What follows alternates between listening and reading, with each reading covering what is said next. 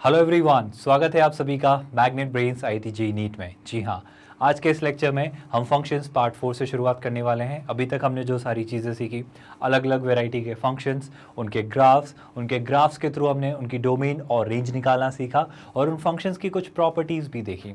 उसी कड़ी को हम आगे बढ़ाएंगे और आज कुछ और फंक्शंस के बारे में डिस्कस करेंगे कि इन फंक्शंस के ग्राफ्स कैसे प्लॉट होते हैं और उनके ग्राफ्स के थ्रू हम इमेजिन करेंगे कि डोमेन और रेंज को कैसे वर्कआउट किया जा सकता है। तो चलिए बिना किसी डिले के आज का लेक्चर शुरू करते हैं स्टूडेंट्स। बट जैसा कि आप जानते हैं, मैग्नेट ब्रेन्स एक ऐसा प्लेटफॉर्म है जो आपके लिए 100% फ्री ऑफ कॉस्ट कितनी सारी चीज़ें लेकर आता है। Can you imagine, her chapter के, हर टॉपिक के कंप्लीट वीडियो सॉल्यूशंस का मतलब पूरे टॉपिक्स के वीडियो एक्सप्लेनेशंस। और येस ऑफ कोर्स आपको पता होगा कि मैग्नेट ब्रेन्स की वेबसाइट पर इन टॉपिक्स के हो जाने के बाद इन टॉपिक्स पर बेस्ड DPPs अपलोड की जाती हैं जो कि आपकी प्रैक्टिस के लिए होती हैं। And can you believe it, in DPPs के भी वीडियो सॉल्यूशंस आपके लिए मौजूद होते हैं। यानी कैन यू इमेजिन, ना सिर्फ DPP यानी सिर्फ सॉल्व करने यानी प्रैक्टिस करने के लिए मटेरियल, उस मटेरियल का भी वीडियो सॉल्यूशन आपको प्रोवाइड करता है magnet brains. Apart from that, I hope you know कि मैग्नेट ब्रेन्स पर हम इंश्योर करते हैं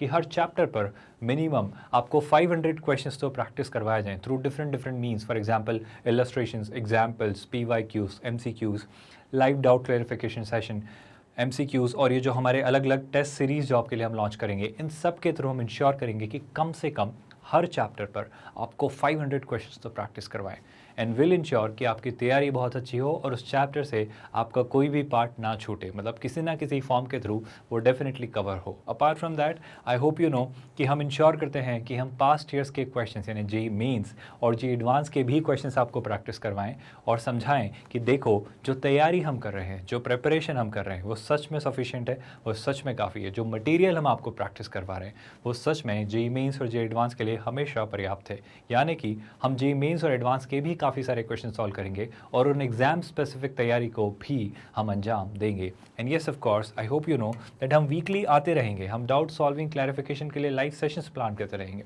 तो इस वीडियो के डिस्क्रिप्शन में आपको एक लिंक दिखाई देगा, ask me your doubt.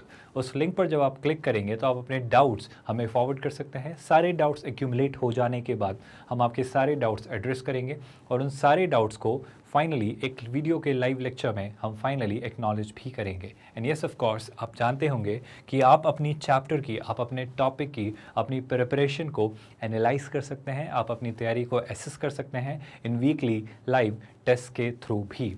End of course हम जानते हैं कि आपको अक्सर काफ़ी सारी बहुत अलग अलग तरीके की प्रॉब्लम्स भी होती है, जैसे स्ट्रेस को लेकर, टाइम टेबल को लेकर, एग्ज़ाम के मैनेजमेंट को लेकर।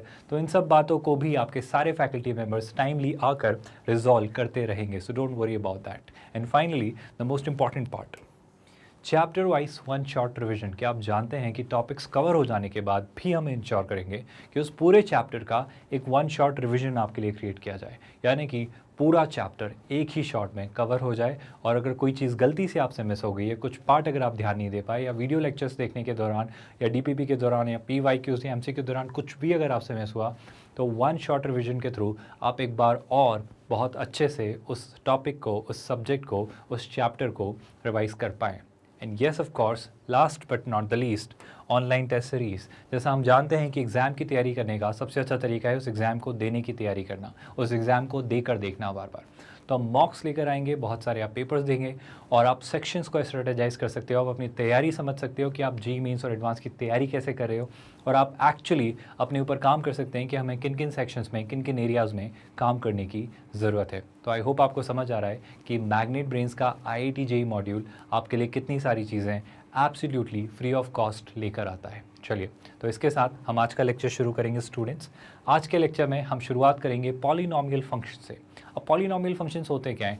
हमारे पास पॉलिनॉमियल फंक्शंस, ये जो हमारे x की पावर्स में जो टर्म्स लिखी होती है, x की पावर्स में कुछ जो एक्सप्रेशंस लिखे होते हैं, ये सारे हमारे पॉलिनॉमियल फंक्शंस होते हैं। ऑल्दो हम उसे डिटेल में इस डेफिनेशन के थ्रू भी पढ़ेंगे, बट फिलहाल के लिए हम कुछ स्टैंडर्ड से पॉलिनॉमियल फंक्शंस पढ़ने और समझने की कोशिश करते हैं। जैसे फॉर एग्जाम्पल, अगर मैं एक बेसिक से पॉलिनॉमियल फंक्शन से शुरुआत करूँ, तो क्या आपको पता है, जैसे अगर मैं एक स्टैंडर्ड सा फंक्शन लिखूँ, मैं लिखूँ लेट्स से y = 3x + 2, मतलब मैं ऑब्वियसली इसे ax + b भी लिख सकता हूँ, बट मैं चाहता हूँ कि आप एक्चुअली चीज़ें देखें कि कैसे होती हैं। तो ऑब्वियसली एक पॉलिनॉमियल फंक्शन है और ये एक पॉलिनॉमियल फंक्शन है x की पावर 1 में, मतलब एक लीनियर सी इक्वेशन है। मतलब x की कुछ कुछ वैल्यूज़ आप ट्राई करते चले जाएंगे और उसके अकॉर्डिंग आपको y की भी काफ़ी सारी वैल्यूज़ मिलती चली जाएंगी। आप हमेशा एक बात याद रखिएगा, पॉलिनोमियल फंक्शंस इतने सॉर्टेड, इतने शानदार और इतने बेहतरीन से फंक्शंस होते हैं कि यहाँ पर आपके पास कोई रिस्ट्रिक्शन नहीं होता है x की वैल्यूज़ और y की वैल्यूज़ पाने या लेने को लेकर या रखने को लेकर। इसका ये मतलब है कि यहाँ पर जो डोमेन आएगा वो भी ऑल द रियल नंबर्स आएंगे और जो रेंज आएगी वो भी ऑल द रियल नंबर्स आएंगे। मैं ऐसा क्यों कह रहा हूँ स्टूडेंट्स? ऐसा इसलिए कह रहा हूँ क्योंकि पॉलिनोमियल फंक्शंस बहुत ही सुलझे हुए फंक्शंस हैं। मतलब आप x की सारी वैल्यूज़ ट्राई कर सकते हो और आप y की भी सारी वैल्यूज़ ट्राई कर सकते हो। I'll just show you, I'll just demonstrate कि चीज़ें कैसे होती हैं। बहुत ध्यान से सुनिएगा स्टूडेंट्स। मान लेते हैं जैसे एक हमारा पॉलिनोमियल फंक्शन है y = 3x + 2। आप इमेजिन कर सकते हो उसका ग्राफ कैसे बनेगा स्टूडेंट्स। थोड़ा सा देखो, मैं x की वैल्यू 0 ट्राई करता हूँ। जैसे ही मैं x की वैल्यू 0 ट्राई करता हूँ, बाय द वे थोड़े दिनों के बाद जब हम कोऑर्डिनेट ज्योमेट्री पढ़ना शुरू करेंगे तब आपको रियलाइज़ होगा कि ये एक स्ट्रेट लाइन की इक्वेशन है। ऑल्दो बहुत डिटेल में आपको समझ आ जाएगा कि ये क्यों है, ऐसा क्यों है, बट फिलहाल के लिए बस आप इतना समझिए कि जी हाँ, ये एक स्ट्रेट लाइन होती है। इसे एज अ फैक्ट अगर आप मानना चाहें तो अभी थोड़ी देर के लिए इसे ऐसा कंसिडर करके रख सकते हैं। तो अगर मेरे पास एक फैक्ट दिया हुआ है कि y = 3x + 2 एक पॉलिनोमियल फंक्शन है डिग्री 1 में, क्योंकि डिग्री 1 में इसलिए कह रहा हूँ क्योंकि x की जो हाईएस्ट पावर मुझे दिख रही है वो है 1। तो पॉलिनोमियल्स की डिग्रीज होती हैं। डिग्री मतलब अगर x की हाईएस्ट पावर मुझे 2 दिख रही है तो मैं कहूँगा ये 2 डिग्री का यानी क्वाड्रेटिक या पावर 2 वाला पॉलिनोमियल है। अगर 3 दिख रहा है तो मैं कहूँगा क्यूबिक पॉलिनोमियल है। इस तरीके से आप पावर्स बढ़ाते चले जाते हैं और आपको अलग अलग डिग्रीज के पॉलिनोमियल्स मिलते चले जाते हैं। तो मैं बात कर रहा हूँ आपसे ये कि अगर एक लीनियर पॉलिनोमियल है, अगर ये डिग्री 1 का पॉलिनोमियल है तो आप हमेशा याद रखिए कि ये एक स्ट्रेट लाइन फॉर्म करता है। एज अ फैक्ट अभी याद रखिए, कुछ ही दिनों में आपको समझ आ जाएगा कि ये एक स्ट्रेट लाइन क्यों है। फिलहाल के लिए हम इसे समझने या प्लॉट करने की कोशिश करते हैं कि ये ग्राफ पे कैसे दिखेगा, क्योंकि हमें ग्राफ पे चीज़ें इमेजिन करते आना चाहिए। क्योंकि अगर आपको ग्राफ पे चीज़ें इमेजिन करते आती है तो आप चीज़ों को एक्चुअली देख पाएंगे कि उनका डोमेन, उनका रेंज, उनका ट्रांसफॉर्मेशन, ये सारी चीज़ें कैसे हो रही हैं। और भी तो आप सिर्फ ये 2-3 चीज़ों से परिचित हैं, मतलब डोमेन और रेंज से।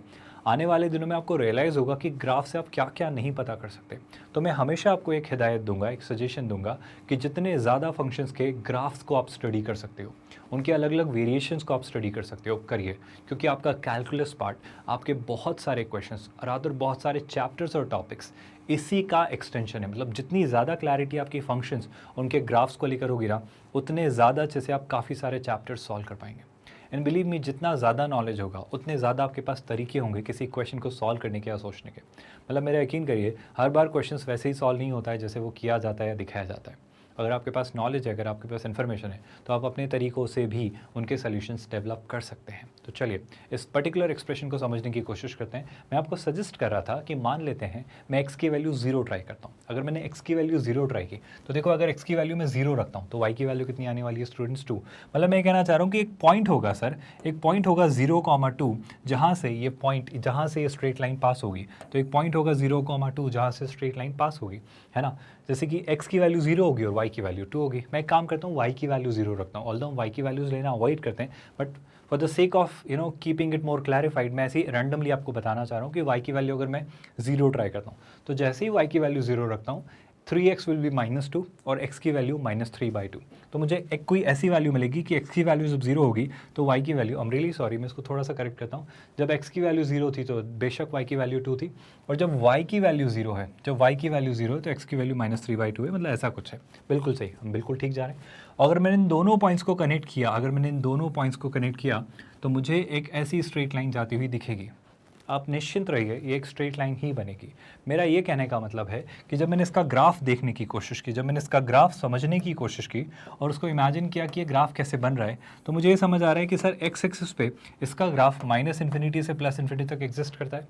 ना सिर्फ ये, बल्कि सर वाई एक्सिस पर भी इसका ग्राफ -∞ से +∞ तक एग्जिस्ट करता है। मतलब ये आपका एक्स एक्सिस होता है, ये आपका वाई एक्सिस होता है।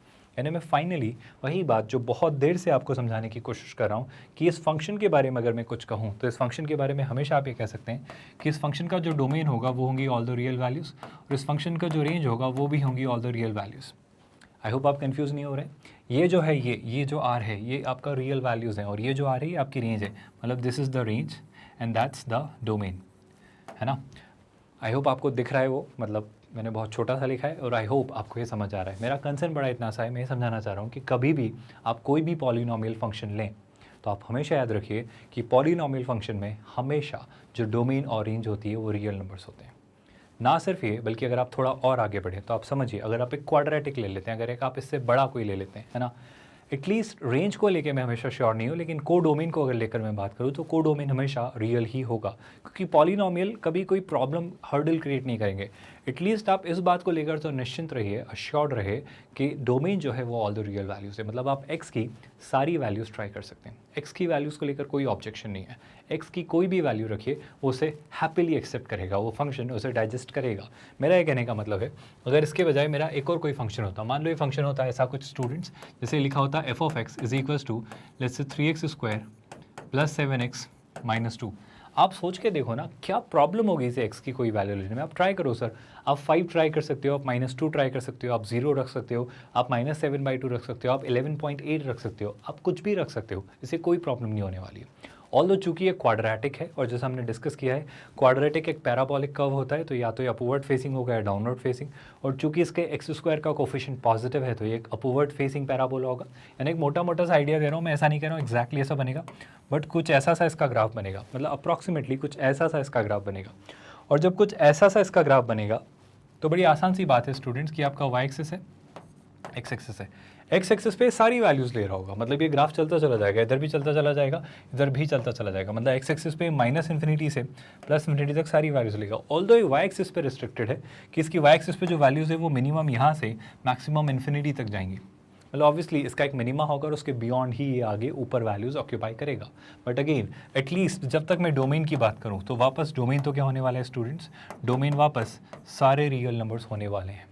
मैं आपको ये बताना चाह रहा हूँ कि जैसे जैसे आप पॉलिनोमियल नंबर्स को एक्सप्लोर करेंगे, मतलब ये लीनियर था, ये क्वाड्रेटिक था, क्यूबिक आएगा, पावर 4 आएगा, पावर 5 आएगा, कोई भी पॉलिनोमियल आए, डोमेन को लेकर you need not worry, domain हमेशा एक रियल नंबर ही रहेगा। चलिए तो वापस आते हैं थोड़े से हमारे डिस्कशन की तरफ। बड़ी सिंपल सी बात है क्लास, अगर एक पॉलिनोमियल फंक्शन है जो कि डिफाइंड है, डिफाइंड होने का मतलब स्टूडेंट्स होता है इसका डोमेन आर है और को डोमेन आर है, ये आर रेंज नहीं होता है। अभी यहाँ पर ये जो आर लिखा होता है वो को डोमेन होता है, मतलब हमने हमेशा से सीखा है अगर एक फंक्शन को ऐसे डिफाइन किया जाए तो यहाँ पर जो लिखा होता है वो इसका डोमेन होता है, मतलब एक्स की क्या क्या वैल्यूज़ अलाउड है, और को डोमेन मतलब y क्या क्या वैल्यूज़ ले सकता है। इट्स नॉट ये यही वैल्यूज़ ले रहा है, बट क्या क्या वैल्यूज़ ये ले सकता है, क्या क्या इसकी पॉसिबिलिटी है कि y क्या क्या वैल्यूज़ ले रहा होगा, उस केस में हम कहेंगे कि ये सारा इसका को डोमेन है। आई होप यहाँ तक आपको समझ आ रहा है। थोड़ा और आगे बढ़ेंगे स्टूडेंट्स, और उसको ऐसे डिफाइन करता है वो एक कांस्टेंट टर्म, फिर x का एक कोफिशिएंट, फिर x², फिर x³ x⁴, और चीज़ें ऐसे चलती चली जाती हैं। देखो मैं एक सिनेरियो समझाने की कोशिश करता हूँ कि आपको याद है हमने वेवी कर्व मेथड में कुछ चीज़ें समझने की कोशिश की थी। मान लो एक पॉलिनोमियल है डिग्री 5 का, है ना, जैसे कि डिग्री 4 का है, तो कैसा होगा x⁴, है ना, प्लस लेट्स से bx³, है ना, फिर अगली टर्म होगी लेट्स से cx², फिर होगा लेट्स से dx, ये होगा प्लस e, और ये हमारा लेट्स से पॉलिनोमियल है ना, ये हमारा एक पॉलिनोमियल है। और ऑब्वियसली मैं मान लेता हूँ थोड़ी देर के लिए कि इसके ऑब्वियसली पावर 4 है, तो इसके मैक्सिमम रूट्स कितने होंगे। डू यू रिमेंबर रूट्स, हमने एक टर्म पढ़ी थी। रूट्स का मतलब होता है स्टूडेंट्स की एक्स की वो सारी वैल्यूज़ जहाँ पर y 0 हो रहा होगा। I repeat my statement, roots का मतलब होता है एक्स की वो सारी वैल्यूज़ जहाँ पर y 0 हो रहा होगा। और अगर ऐसा कुछ है तो क्या मैं ऐसा सोच सकता हूँ स्टूडेंट्स कि शायद कुछ बात ऐसी बन रही हो, मतलब मैं इसका ग्राफ प्लॉट करने की कोशिश करूँ तो मान लो, क्या मैं इसको ऐसा लिख सकता हूँ, मान लो इसके 4 रूट्स हैं, अगर इसके 4 रूट्स हैं तो शायद मैं एफ ऑफ एक्स को ऐसा भी लिख सकता था स्टूडेंट्स, कैसा, let's say x minus alpha पहला रूट मान लेते हैं, दूसरा रूट मान लेते हैं x माइनस बीटा, तीसरा रूट मान लेते हैं x माइनस गामा, और चौथा रूट मान लेते हैं let's say x minus delta, है ना। कुछ ऐसे रूट्स बनते हैं और आगे भी कुछ ना कुछ लेट्स से आ रहा होता है ना, I am not considered about और कंसर्न अबाउट दैट, ऐसा कुछ ना कुछ बन रहा होता है let's say for a while. मतलब ऑब्वियसली कुछ और भी आता है क्योंकि x⁴ आएगा तो यहाँ पर a है तो यहाँ पर भी a होना चाहिए। वेल मैं इतनी ज़्यादा उसको बैलेंस करने में कंसर्न नहीं हूँ, मेरा प्रॉब्लम ये है कि मैं आपको बताना चाह रहा हूँ अल्फ़ा बीटा डेल्टा गामा ये जो पॉइंट होंगे इसके रूट्स होंगे, मतलब ये जो पावर 4 वाला एक्सप्रेशन है कुछ ऐसा सा बनेगा, 1 2 3 4, ये कुछ ऐसा सा जा रहा होगा, not exactly like this but somewhat like this. मतलब अगर ये पावर 4 का भी एक्सप्रेशन है ना तो ये -∞ से +∞ तक कुछ ऐसा सा ग्राफ प्लॉट कर रहा होगा, not exactly like this, not definitely exactly like this, but somewhat like this, कुछ ऐसा सा होगा।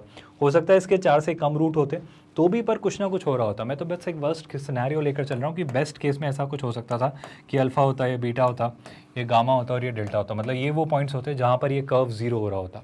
हालांकि मैं जो आपको बात समझाना चाह रहा हूँ बड़ी आसान सी बात है स्टूडेंट्स, कि अगर ये कर्व ऐसा बन रहा है तो अगेन इसका ग्राफ देखिए आप, अगेन इसका ग्राफ देखिए, ग्राफ देख के मुझे समझ आ रहा है कि सर x एक्सिस पे तो मैं वापस -∞ से +∞ तक रीड कर रहा हूँ, मतलब कोई भी पॉलिनोमियल हो, किसी भी डिग्री का पॉलिनोमियल हो, तो आप बेशक बिना सोचे समझे कहिएगा कि सर इस पॉलिनोमियल का जो डोमेन होगा वो हमेशा होंगे सारे रियल नंबर्स।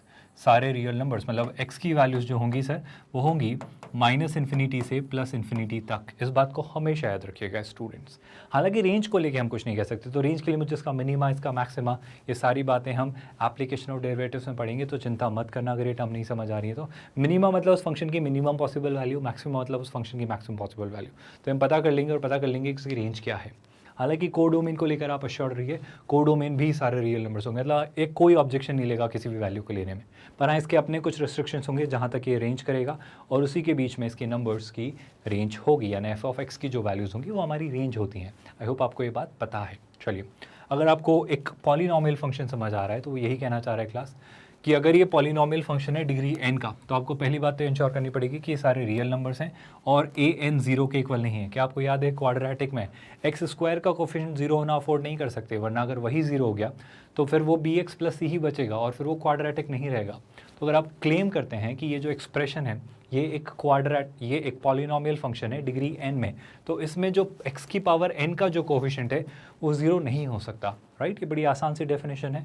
और अगर ऐसा कुछ है तो मैं हमेशा कहूँगा कि इस पॉलिनोमियल की जो डिग्री है वो है n, क्योंकि x की जो हाईएस्ट पावर मुझे मिलेगी वो मिलेगी n।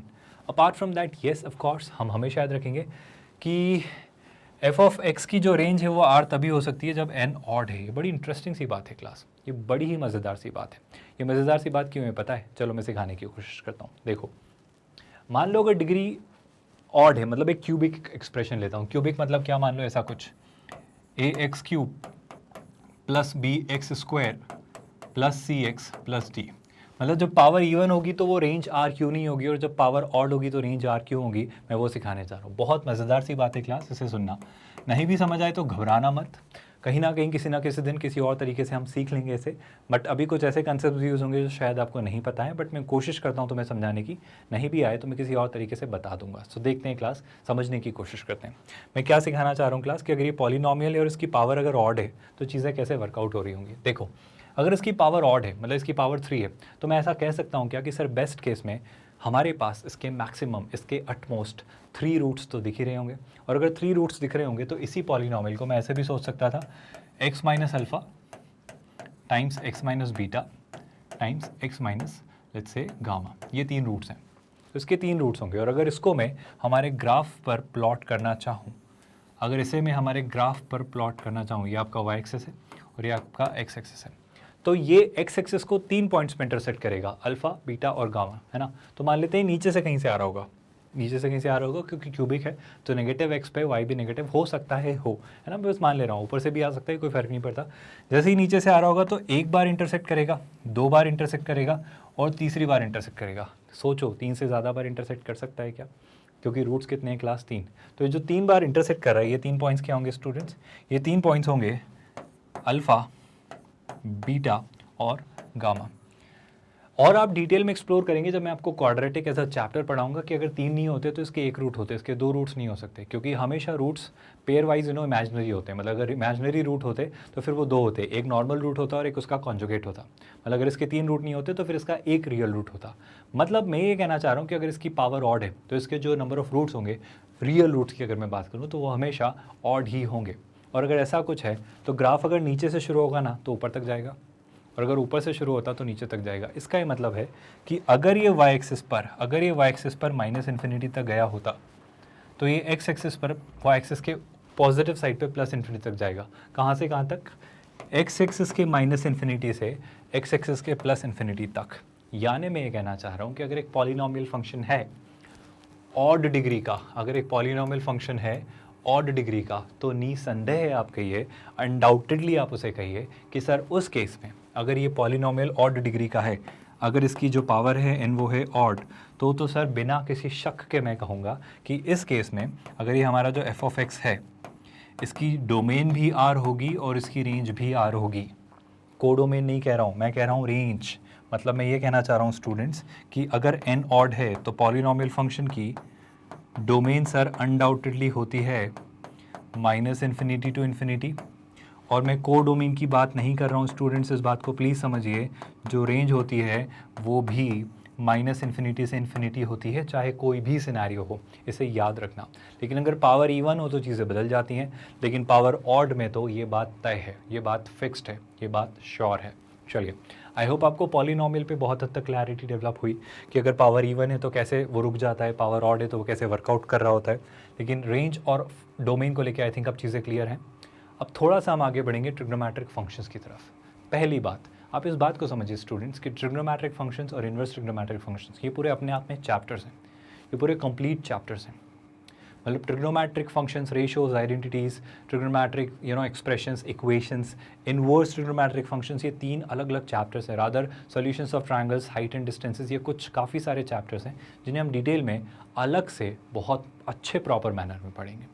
बट फिलहाल चूंकि हम फंक्शंस के बारे में पढ़ रहे हैं और ये कुछ ट्रिग्नोमेट्रिक फंक्शंस होते हैं जिन्हें आपको समझना ज़रूरी है, तो मैं चाहूँगा कि इनके बारे में भी मैं अभी फ़िलहाल कुछ बातें करूँ। तो मैं आपसे कहना चाह रहा हूँ कि ट्रिग्नोमेट्रिक फंक्शंस जो ये हैं, sine x, cos x, tan x, इनके रेसिप्रोकल्स कॉसेक, सेक और कॉट, और फिर इनके inverse, sine inverse x, cos inverse x, tan inverse x, cosec inverse x, sec inverse x and cot inverse x, इन सब को हम थोड़ा सा स्टडी करेंगे, इनके ग्राफ्स को स्टडी करेंगे और इनके ग्राफ्स के थ्रू हम समझेंगे कि इनकी डोमेन और रेंज क्या होती है, कहाँ तक रिस्ट्रिक्टेड रहते हैं, कहाँ तक चलते हैं, कैसे बनते हैं। बहुत मज़ेदार तरीके से हम इन्हें समझने वाले हैं। सो डोंट वरी अबाउट इट, बहुत अच्छे से हम पढ़ने वाले हैं। तो शुरुआत करने वाले हैं हम ट्रिग्नोमेट्रिक फंक्शंस की, बट थोड़ा सा एक ओवरव्यू देने वाला हूँ। बट घबराना मत, इन्हीं चीज़ों को मैं और डिटेल्ड मैनर में उन चैप्टर्स के दौरान और अच्छे से पढ़ाऊँगा।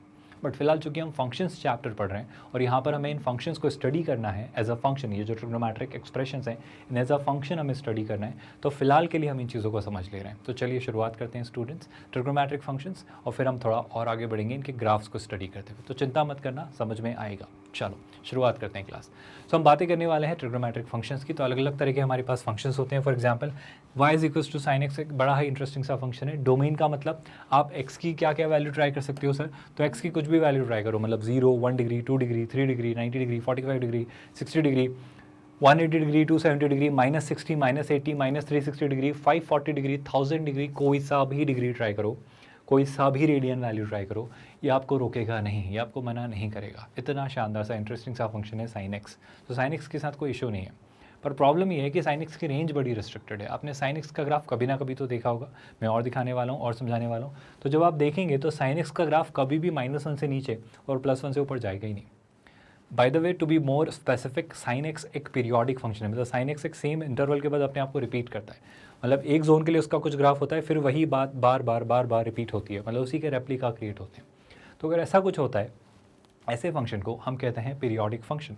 तो यही बात हम यहाँ पर डिस्कस करने वाले हैं sine x, cos x, tan x, cot x और सेक और कॉस एक्स के लिए। तो मैं ये समझाने जा रहा हूँ कि अगर आप कॉस एक्स को एज अ देखें तो ये भी साइन एक्स की तरह ही होता है, इसका भी domain all the real numbers होते हैं और ये भी -1 से 1 के बीच की ही सारी वैल्यूज़ ऑक्यूपाई करता है। लेकिन 10x बड़ा ज़बरदस्त सा फंक्शन है। 10x के साथ कहानी यह है सर कि आप x की सारी वैल्यू ले लो, लेकिन क्या आपको याद है 10 90 डिग्री क्या होता है, नॉट डिफाइंड इन्फिनिटी। तो ऐसे कुछ सिनेरियोज में वो नॉट डिफाइंड होने लगेगा, हम समझेंगे कब, तो जब जब वो नॉट डिफाइंड होने लगेगा तब देख लेंगे हम, तो वहाँ हम उसको हटा देंगे डोमेन से। बाकी 10x के साथ भी कोई प्रॉब्लम नहीं है, 10x आपको सारे रियल नंबर्स ला के देगा। आप y की वैल्यू बोलिए, हम जनरेट कर पाएंगे, वो बहुत ईजिली बन जाएगी, तो चिंता करने की ज़रूरत नहीं है। सिमिलरली आप समझो बात क्लास को कि कॉट एक्स, सेक एक्स और कॉस एक्स साइन, कॉस और टेन के इन्वर्स हैं।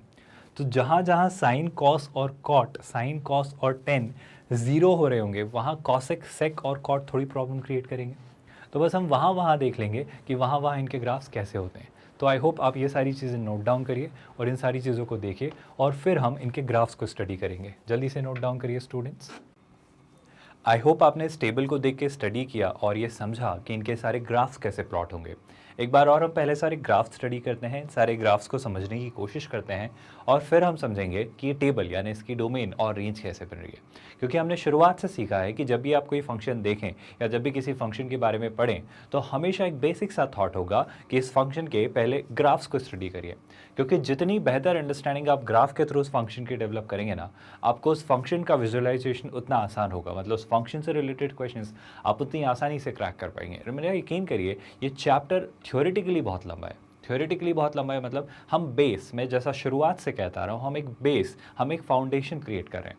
मतलब हम डिस्कस कर रहे हैं सारे कंसेप्ट्स और इन्हीं कंसेप्ट्स के एप्लीकेशंस आने वाले दिनों में हम डीपीपीज, इलस्ट्रेशंस एंड डेफिनेटली काफ़ी सारे एमसीक्यू और पीवाई के थ्रू भी करने वाले हैं। But as of now what I'm trying to make you understand इज कि पहले बेसिक कंसेप्ट्स तो समझ लीजिए, पहले इन सारे कंसेप्ट्स को हो जाने दीजिए, इनकी बारीकियाँ समझ लीजिए। ये सारे कंसेप्ट्स होंगे तब तो आप क्वेश्चंस कर पाएंगे, क्योंकि क्वेश्चन किसी एक कंसेप्ट पर बेस्ड नहीं होता है।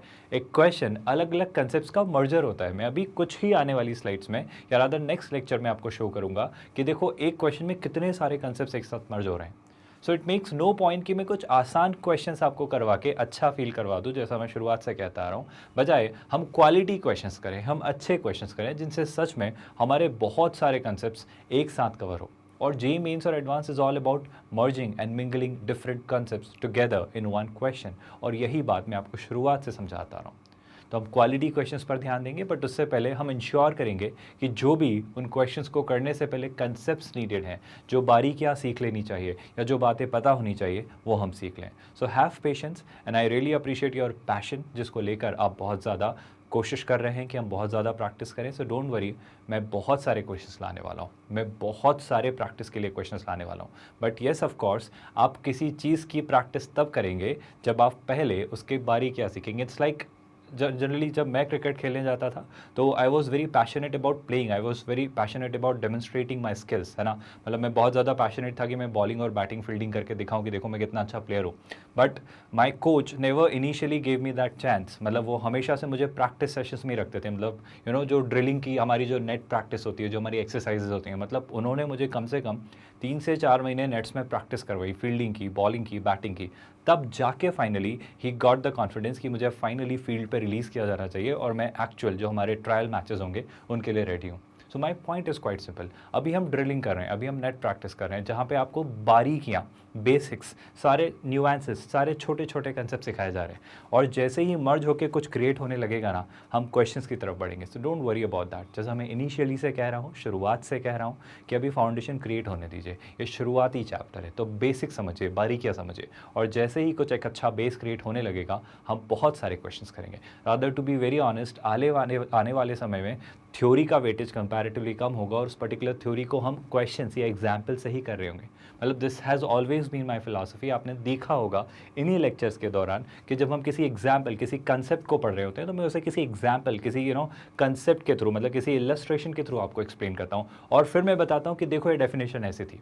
सो my point has always been same कि मैं थ्योरेटिकल डेफिनेशंस आपको समझाऊँ। इससे बजाय बेहतर तरीका ये होगा कि हम कुछ क्वेश्चंस करें, और क्वेश्चंस करते करते आप वो कंसेप्ट बहुत ईजिली सीख जाएंगे। इट्स लाइक किसी चीज़ को सीखना है तो करके सीखे, और हम कर कर ही सीखेंगे। बट बिलीव मी, इनिशियली कुछ बारीकियाँ आनी चाहिए। It's like alphabet. मतलब जब आप बोलना सीख रहे थे तो आपने लेटर्स सीखे, आपने लेटर्स के बाद वर्ड्स सीखे, वर्ड्स का प्रोनाउंसिएशन सीखा, फिर आपके सेंटेंसेस फॉर्म हुए, और फिर आपने बोलना सीखा। तो इनिशियल पार्ट थोड़ा बेसिक, थोड़ा कंसेप्ट बेस्ड होता है, जहाँ पे हम बेस यानी फाउंडेशन क्रिएट करते हैं। So I really appreciate your passion, but have some patience, और बने रहिए और सीखते रहिए। यकीन करिए, हम बहुत सारी प्रैक्टिस करने वाले हैं। As a faculty of IIT mathematics, I also know कि प्रैक्टिस की इस एग्ज़ाम के लिए कितनी ज़्यादा इंपॉर्टेंस है। So don't worry about that, I will ensure कि हम बहुत सारी प्रैक्टिस करें। चलिए शुरुआत करते हैं, क्लास आगे बढ़ते हैं। हमारे पास ये बात समझ आ रही है कि हमारे जो y = sin x और y = cos x और y = tan x है, इनके डोमेन और रेंज में कहीं कहीं, जैसे tan x में उन्होंने डोमेन में x की कुछ वैल्यूज़ को रिजेक्ट किया, डिस्कार्ड किया, एलिमिनेट किया। ऐसा क्यों किया? जैसा आपने सीखा होगा या हम सीखने वाले हैं कि आप sin 0, cos 0, sin 30, cos 30, 45, 60, 90 सब कुछ निकाल लीजिए। लेकिन जैसे ही आप tan 90 निकालते हैं, जब आप tan 90 डिग्री निकालते हैं तो एक प्रॉब्लम आने लगती है। tan 90 डिग्री को मैं ऐसे भी बोल सकता हूँ sin 90 अपॉन cos 90। sin 90 1 होता है, बट cos 90 0 होता है। तो tan 90 इज़ 1/0, और 0 से किसी भी नंबर को डिवाइड करना इज़ लाइक आप उसको अनडिफाइंड, नॉट डिफाइंड बना रहे हो। वो इन्फिनिटी को रीच कर रहा है, और अगर वो इन्फिनिटी को अप्रोच कर रहा है तो मैं हमेशा कहूँगा कि 10 का जो है फंक्शन है, 10x जो एक ग्राफ बनेगा, वो 90 डिग्री के आसपास डिफाइंड नहीं होगा। बट मैं कह रहा हूँ 90 डिग्री के बाद भी ये चीज़ें चलती चली जाती हैं। जैसा मैं कहना चाह रहा हूँ कि sin x, cos x, ये जो हमारे ट्रिग्नोमेट्रिक फंक्शंस है ना, पीरियोडिक फंक्शन है। पीरियोडिक मतलब एक पर्टिकुलर डोमेन तक ये अपनी वैल्यूज़ कुछ रखेंगे, फिर वापस वो सेम वैल्यू लाएंगे, फिर वापस वो सेम वैल्यू लाएंगे। मतलब ये वैल्यूज़ लाती और आती चली जाएंगी। तो पॉइंट बड़ा सिंपल सा है। पॉइंट बड़ा सिंपल सा ये है स्टूडेंट्स कि आपको ये समझना होगा कि ये पीरियोडिक फंक्शन है, मतलब सेम टाइम के बाद वापस चीज़ें रिपीट होंगी। और अगर चीज़ें रिपीट होंगी तो कहीं पे मुझे कुछ प्रॉब्लम आई तो रिपीटेडली वो प्रॉब्लम बार बार आती जाएगी, तो मुझे उसे एक जनरलाइज्ड वे में दूर करना होगा, और हम वही डिस्कस करना चाह रहे हैं। तो बहुत ध्यान से सुनेंगे स्टूडेंट्स। मैं अगेन रिपीट कर रहा हूँ कि मैं इनके ग्राफ्स के थ्रू आपको समझाने वाला हूँ, और जब हमारी ग्राफ पे एक अंडरस्टैंडिंग डेवलप हो जाएगी तो हम वापस इस टेबल को रेफर करेंगे और देखेंगे कि चीज़ें कैसी हो रही है। चलिए शुरुआत करते हैं क्लास। हम शुरुआत करेंगे साइन थीटा या साइन एक्स के ग्राफ से। क्या आपको पता है साइन एक्स का फंक्शन बड़ा सॉर्टेड सा फंक्शन है। आप याद रखिएगा कि साइन एक्स जो एक फंक्शन है, इसमें एक बड़ी आसान सी बात तो ये होती है कि सर साइन 0 0 होता है। क्या आपको ये बात पता है स्टूडेंट्स कि साइन 0 0 होता है हमेशा? यानी कि मैं कहूँगा कि ये जो वैल्यू है यहाँ पर ये 0 ही होगी। आप ये बात हमेशा याद रखिएगा। एक और बड़ी इंपॉर्टेंट सी चीज़, क्या हम जानते हैं कि साइन 90 कितना होता है स्टूडेंट्स? 1। और क्या आप जानते हैं कि साइन 45 1/√2 होता है, साइन 30 1/2 होता है, और साइन 60 1/√3/2 होता है, right? My point is quite simple कि जब चीज़ें ऐसी चलेंगी तो 90 डिग्री के बाद वापस से 180 डिग्री तक वापस से चीज़ें रिज्यूम होने लगती हैं। मतलब साइन फंक्शन अपनी साइक्लिसिटी मेंटेन करता है, मतलब यहाँ पे आके फिर से वही पॉइंट्स आपको वापस मिलेंगे। यानी मैं क्या कहना चाह रहा हूँ, साइन की जो वैल्यू 0 पर थी वही वैल्यू पाई पर है, लेकिन अब पाई के बाद क्या होगा स्टूडेंट्स? पाई के बाद वही पॉजिटिव वैल्यू सारी नेगेटिव हो जाएंगी, और जो यहाँ पर आपको वैल्यू मिल रही थी वही सारी वैल्यू वापस नेगेटिव फॉर्म में मिलेगी। मैं आपको एक बड़ी आसान सी बात बताना चाह रहा हूँ स्टूडेंट्स कि साइन का जो ग्राफ है, साइन फंक्शन का जो ग्राफ है, अगर मैं उसे थोड़ा सा और विजुलाइज करवाने के लिए आपकी हेल्प करूँ तो साइन का ग्राफ इनिशियली 0 पर ये होता है, पाई पर ये होता है, एंड दैट्स 2 पाई। प्लीज़ इस बात को बहुत ध्यान से सुनिएगा। एंड वी ऑल नो कि सर ये π/2 पर कितना होता है स्टूडेंट्स? ये π/2 पर 1 होता है। एंड वी ऑल नो π/2 के बाद पाई में अगर π/2 और ऐड किया सो दैट्स 3π/2, और 3π/2 पर ये -1 होता है। तो एक बड़ी इंपॉर्टेंट सी बात, मैं साइन एक्स का अगर ग्राफ देखूँ एक पर्टिकुलर डोमेन में, एक फिक्स्ड डोमेन में 0 से 2 पाई के लिए, तो मुझे एक बात बड़ी आसान सी नज़र आ रही है कि सर साइन एक्स जो एक फंक्शन है, इसके ग्राफ में एक्स तो मेरे ख्याल से चलता चला जाएगा, मतलब वापस से आप रिपीट करोगे आगे तो वापस सेम पीरियड, सेम लूप मुझे मिलेगा, फिर आगे बढ़ाएंगे तो सेम मिलेगा। इवन आप पीछे भी जाते जाएंगे तो सेम ऐसे लूप्स आपको मिलते चले जाएंगे, सेम इटरेशन आपको होता हुआ दिखेगा, मतलब सेम पोर्शन बार बार रिपीट होगा। एक बड़ी खास बात यह है स्टूडेंट्स कि वो ये वाला पोर्शन है। अगर उस एक पोर्शन को एक किसी चंक में देखूं, अगर उसे मैं इनलार्ज करके समझने की कोशिश करूं तो वो कुछ ऐसा होगा। यानी ऑब्वियसली यहाँ पे कहीं ना कहीं हमारा क्या होगा भाई 1/2, यहाँ पे कहीं -1/2, 1/√2 होगा, √3/2 होगा, और जो भी सारी वैल्यूज़ -1 से 1 के बीच हो सकती हैं, उन सारी वैल्यूज़ पर ये साइन एक्स कुछ ना कुछ वैल्यू ले रहा होगा। मैं बड़ी आसान सी बात आपको कहना चाह रहा हूँ कि 0 से 2 पाई तक साइन हमेशा यूनिक वैल्यू लेता है। अब सोच के देखो, मतलब यूनिक वैल्यू से मतलब है 0 से पाई तक वो यूनिक लेता है, क्योंकि उसके बाद अगर मैं देखो ऐसे समझाता हूँ, मैं जो यूनिक वैल्यू वाला पॉइंट है इसको और क्लियर करता हूँ। अगर मैं एक लाइन पैरेलल ड्रॉ करता हूँ तो समझो बात को स्टूडेंट्स, बहुत ध्यान से सुनना। यहाँ पर ये जो वैल्यू है ये एक वैल्यू है और ये एक वैल्यू है। क्या आपको ये बात समझ आ रही है? आप आई होप बहुत ध्यान से सुन रहे हैं। मैं ये कहना चाह रहा हूँ कि यहाँ पर ये जो थीटा की वैल्यू है, यहाँ पर इसकी यही वैल्यू है और यहाँ पर ये एक वैल्यू है। मतलब ऑब्वियसली आपने ये बात तो रियलाइज़ की होगी कि कैसा फंक्शन है ये। क्लियरली एक मैनी टू वन फंक्शन है। अब मैनी टू वन फंक्शन क्या होता है स्टूडेंट्स? जहाँ पर x की मल्टीपल वैल्यू y की सिंगल वैल्यू को डिनोट करती है ना। मैं बड़ी आसान सी बात कहना चाह रहा हूँ कि -1 से 1 के बीच की सारी वैल्यूज़ 0 से 2 पाई के बीच में ले ली जाएंगी। उस लाइन को मैं फिर से रिपीट करता हूँ कि सिर्फ यूनिक वैल्यूज़ होंगी, वो बिल्कुल सही नहीं होगा। लेकिन मैं ये कहना चाह रहा हूँ कि -1 से 1 के बीच की सारी वैल्यूज़ 0 से 2 पाई के बीच में ले ली जाएंगी या आ जाएंगी। आप इस बात को याद रखिएगा। सेम चीज़ 2 पाई से 4 पाई तक वापस चलेंगी, फिर 4 पाई से 6 पाई। यानी मैं ये कहना चाह रहा हूँ कि -2 पाई से 0 तक वापस, -4 पाई से 2 पाई तक वापस। इस ग्राफ को प्लीज़ अच्छे से डिटेल में स्टडी करिए, क्योंकि आने वाले काफ़ी सारे chapters, trigonometric functions, inverse trigonometric functions, definite integration और ना जाने कितने चैप्टर्स, उनमें सब में हर जगह मैं कहीं ना कहीं कुछ ऐसा आपको विजुलाइज करने की एक्सपेक्टेशन रखूँगा। और जब मैं चाहूँगा कि आप ऐसा इमेजिन करें तो आप वो सिर्फ तब ही कर पाएंगे जब आपने इन ग्राफ्स को अच्छे से स्टडी किया होगा। चलिए आगे बढ़ते हैं स्टूडेंट्स। आई होप आपको ये समझ आ रहा है कि साइन हमेशा -1 से 1 के बीच होता है, साइन एक्स, लेकिन एक्स की वैल्यू हमेशा -∞ से ∞ तक अलाउड होती है। यानी मैं फाइनली एक सिंपल सा प्रोडिक्शन देना चाह रहा हूँ कि अगर साइन एक्स की डोमेन की बात करें तो सर वो सारे रियल नंबर्स होते हैं, लेकिन इसकी जो रेंज होगी वो -1 से 1 होगी। यानी वाई एक्सिस पे सिर्फ -1 से 1 के बीच में ही ये ग्राफ रिवॉल्व होता रहेगा। आप ये बात आई होप याद रखेंगे। आगे बढ़ते हैं स्टूडेंट्स। अगर मैं cos x की बात करूँ तो cos x क्या होता है स्टूडेंट्स? cos x भी बड़ा इंटरेस्टिंग सा फंक्शन है, बट cos x में जैसा आई होप आप जानते हैं कि cos x में चीज़ें थोड़ी सी बदल जाती हैं। मैं थोड़ा सा इसका एनलार्ज वर्जन बता रहा हूँ क्लास, ध्यान से सुनिएगा। cos में चीज़ें कुछ ऐसी सी होती हैं। अब ये ऐसी सी क्या होती हैं समझिएगा।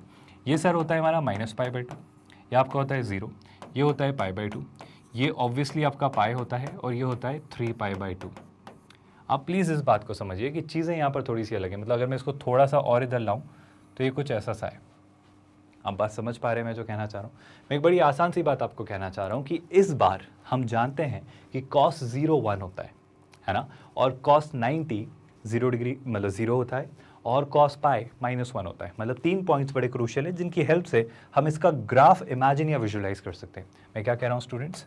cos 0 1 होता है, cos पाई -1 होता है, और cos π/2 कितना होता है स्टूडेंट्स? cos π/2 हमारा जो होता है वो होता है क्लियरली 0 डिग्री। मतलब अगर मैं साइन पे आऊँ चीज़ें तो देखो, ध्यान से देखो क्लास, मैं एक बड़ी आसान सी बात कह देना चाह रहा हूँ कि अगर मैं सिर्फ इसे यहाँ से यहाँ तक देखता, मतलब मैं इसे सिर्फ π/2 से 3π/2 तक देखता, तो कहना इसे ये 1 1 होता। या फिर अगर आप यहाँ से नहीं देखना चाह रहे तो आप इसे यहाँ से भी देख सकते थे। देखो इसको थोड़ा सा और मैंने पीछे किया, मतलब मैंने कुछ ऐसा किया है ना, मतलब थोड़ा सा इसे हम प्रॉपर्ली ड्रॉ करेंगे स्टूडेंट्स, ऐसा कुछ। तो एक बात समझो स्टूडेंट्स, ये ऑब्वियसली ये पॉइंट क्या होगा? ये पॉइंट होगा -π/2।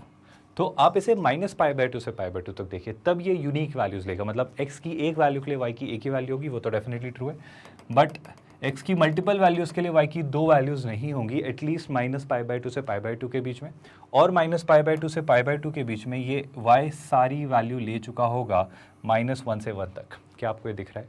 बड़ी आसान सी बात है आई थिंक।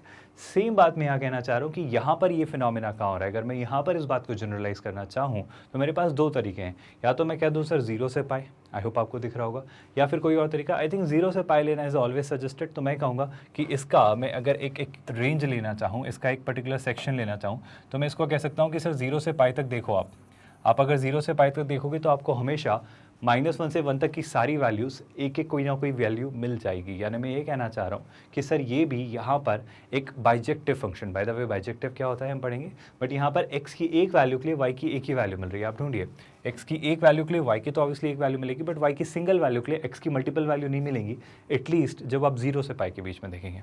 इस बात को करने का एक सिंपल सा रीज़न है, इस बात को डिस्कस करने या एक्सप्लोर करने का एक सिंपल सा रीज़न है। जैसे ही हम इन्वर्स ट्रिग्नोमेट्रिक फंक्शंस के बारे में बात करेंगे या उनके ग्राफ प्लॉट करना शुरू करेंगे, तब मैं इस बात पर आऊँगा कि ऐसा हम क्यों कर रहे हैं। बट फिलहाल के लिए आप इस बात को याद रखिए कि y की सिंगल वैल्यू के लिए मैं क्यों कंसर्न हूँ x की सिंगल वैल्यू के लिए। मतलब y की एक सिंगल वैल्यू के लिए x की एक सिंगल वैल्यू होना इन्वर्स ट्रिग्नोमेट्रिक फंक्शंस में हम डिस्कस करेंगे कि ऐसा क्यों ज़रूरी है। बट फिलहाल बस मैं वो डोमेन हाईलाइट करके बता रहा हूँ कि ऐसा कहाँ पर हो रहा है। चलिए आगे बढ़ते हैं स्टूडेंट्स। एक और बड़ी इंपॉर्टेंट सी बात ये कि ये भी एक पीरियोडिक फंक्शन है, यानी ये जो 0 से पाई तक का सेक्शन है, ये जो 0 से पाई तक का सेक्शन है, मतलब हमने जो बनाया, मतलब अगर मैं इसे और डिटेल में समझाऊं तो रादर आई वुड से -π/2 से ये 3π/2 तक का जो सेगमेंट है, आई रिपीट मैं ये कहना चाह रहा हूँ कि -π/2 से ये 3π/2 तक का जो ये सेगमेंट है, यही सेगमेंट बार बार रिपीट हो रहा है। अब ध्यान से देखिए, वापस ये 3π/2 से 5π/2 तक, और सेम कहानी बार बार वही 2π वाले जोन में रिपीट होती चली जाएगी। यानी इसका भी एक इटरेशन है जो बार बार रिपीट होता चला जाएगा। बात बड़ी आसान सी है स्टूडेंट्स कि अगर मैं cos x को स्टडी करना चाहूँ तो cos x एक ऐसा फंक्शन है सर, cos x एक ऐसा फंक्शन है जो वापस x एक्सिस पर सारी वैल्यूज़ के लिए एग्जिस्ट करता है। लेकिन प्रॉब्लम यह है सर कि इस बार भी रेंज -1 से 1 तक ही होगी। आई होप आपको ये बातें समझ आ रही हैं। साइन और कॉस बड़े स्टैंडर्ड से सिंपल से फंक्शंस हैं जिनके ग्राफ आई थिंक आपके लिए इमेजिन करना आसान है, इनके ग्राफ्स को याद कर पाना आई थिंक आसान है। कुछ अगर स्टैंडर्ड से रिजल्ट्स भी आप याद रखना चाहें तो रख सकते हैं कि सर देखो ज़रा ध्यान से, साइन हर पाई के मल्टीपल पे 0 हो जाता है। साइन हर पाई के एक नेचुरल नंबर वाले मल्टीपल जैसे 0, पाई, 2π, 3π, 4π या फिर -π, -2π, -3π, इन सब पर साइन जो है वो 0 हो जाता है। ये छोटी छोटी सी बातें क्लास अगर आप याद रखेंगे तो और हेल्प मिलेगी। सर साइन π/2 के ऑड मल्टीपल्स पे 1 या -1 हो रहा होता है। जैसे देखो सर π/2 पे 1, इधर 3π/2 पे -1, फिर 5π/2 पे 1, -7π/2 पे -1। तो इस तरीके से चीज़ें चलती चली जाती हैं। तो ये कुछ जनरल ऑब्जर्वेशंस हैं जो इन ग्राफ्स को देखकर आप बना सकते हैं, ताकि फाइनली जब हम बहुत सारे क्वेश्चंस कर रहे होंगे तब हमारे पास इन ग्राफ से बहुत ज़्यादा इन्फॉर्मेशन निकालने के अलग अलग तरीके होंगे। मेरा यकीन करिए अगर इन ग्राफ्स को स्टडी करके रखोगे ना, स्पेशली ट्रिग्नोमेट्रिक फंक्शंस, तो आपके बहुत सारे क्वेश्चन सिर्फ इन ग्राफ्स को ब्रेन में इमेजिन करके ही हो जाएंगे। इसलिए मैं इतना ज़्यादा एम्फेसिस दे रहा हूँ कि इन ग्राफ्स को अच्छे से समझो। चलिए आगे बढ़ते हैं स्टूडेंट्स। अगर साइन और कॉस के ग्राफ को आपने समझा, जैसे कॉस को भी अगर मैं जनरलाइज करके थोड़ी सी आपको हिंट देना चाहूँ तो क्या मैं ऐसा कह सकता हूँ कि सर कॉस ना पाई के इवन मल्टीपल पे, cos I would say pi by 2 के इवन मल्टीपल पे, या कॉस पाई के मल्टीपल पे 1 या -1 होता है। देखो सर, पाई का 0th मल्टीपल 1 होता है, पाई खुद -1 होता है, 2 पाई 1 होता है, 3 पाई -1 होता है। यानी मैं एक और जनरलाइजेशन दे सकता हूँ कि पाई का सर जो इवन मल्टीपल होता है उस पे 1 होता है, और पाई के ये ऑड मल्टीपल जैसे 3 पाई, 5 पाई, 7 पाई पर ये -1 होता है। ये बात ज़रूर याद रखिएगा स्टूडेंट्स, बहुत काम की हम बातें कर रहे हैं। एक और जनरलाइजेशन दे सकता हूँ कि सर कॉस 0 कब होता है? कॉस हमेशा पाई बाय 2 के ऑड मल्टीपल पर 0 होता है। जैसे क्या होगा students, pi by 2, 3 pi by 2, 5 pi by 2, 7 pi by 2, and the same is true for the negative values as well. मतलब नेगेटिव साइड पे आप जाएंगे तब भी यही बातें होंगी, आप हमेशा याद रखिए। ये जो मैं कुछ जनरलाइज से रिजल्ट आपको देना चाह रहा हूँ ना, इन्हें आप याद रखिए, ये हमारे लिए बहुत काम की बातें हैं। चलिए आगे बढ़ेंगे स्टूडेंट्स। अगर यहाँ तक समझ आए तो अब हम इमेजिन करने वाले हैं या रादर देखने वाले हैं 10x का ग्राफ। ये बड़ा इंटरेस्टिंग सा ग्राफ है और इसमें आपको काफ़ी सारी डिटेल सीखने को मिलने वाली है। इस ग्राफ को थोड़ी देर के लिए इस तरफ रखिए और चीज़ें कुछ यहाँ पर ध्यान से देखने की कोशिश करिए। स्टूडेंट्स बहुत ध्यान से देखिएगा, मैं 10x का अगेन ग्राफ का विजुअलाइजेशन आपको करवा रहा हूँ। क्या आपको पता है कि 10x, पहली बात तो हमने जो सीखा है सर 0 से 90 डिग्रीज तक कुछ जनरल वैल्यूज़ याद किए, आप थोड़ा सा और एक्स्ट्रा वैल्यूज़ याद करिए क्योंकि कुछ नेगेटिव्स में भी ये जाता है। तो ये ग्राफ कुछ ऐसा सा होता है स्टूडेंट्स, इससे याद रखिएगा, इस बात को बहुत अच्छे से याद रखिएगा। ये ग्राफ कुछ ऐसा सा जाता है और ऐसे से जाने का मतलब है कि सर जो ये पाई बाय 2 वाला पॉइंट होता है ना, ये जो पाई बाय 2 वाला पॉइंट होता है, इस पाई बाय 2 पर ये ग्राफ इन्फिनिटी को अप्रोच करता है। ऑब्वियसली हम इन्फिनिटी को अप्रोच मतलब अचीव नहीं कर सकते, है ना, it's like perfection, you can only approach towards it. तो ये इन्फिनिटी को अप्रोच कर रहा है, लेकिन इन्फिनिटी को ऑब्वियसली हम पहुंचाते हुए दिखा नहीं सकते कि अचीव कर चुका है। सो ये पाई बाय 2 पर इन्फिनिटी की तरफ बढ़ रहा है, क्योंकि देखो ये ग्राफ कौन सा है, ये हमारा y एक्सिस है, यानी ऑब्वियसली किसका ग्राफ है स्टूडेंट्स, tan थीटा या tan x का, है ना, और ये हमारा क्या है स्टूडेंट्स x। और मैं ये कहना चाह रहा हूँ कि सिमिलरली, बहुत ध्यान से सुनना, आपने ये बात शायद ना सुनी हो कि वो ग्राफ या वो फंक्शन जो tan x है वो -π/2 पर -इन्फिनिटी को अप्रोच करता है, मतलब वो -इन्फिनिटी की तरफ बढ़ रहा होता है। आप इस बात को प्लीज़ याद रखिएगा। इन बड़ी बेसिक सी बातें हैं स्टूडेंट्स, बड़ी बेसिक सी। एक हमारे पास एक बहुत साधारण सी बात हमें पता है कि tan 0 0 होता है, tan 45 1 होता है और चीज़ें बढ़ती चली जाती हैं।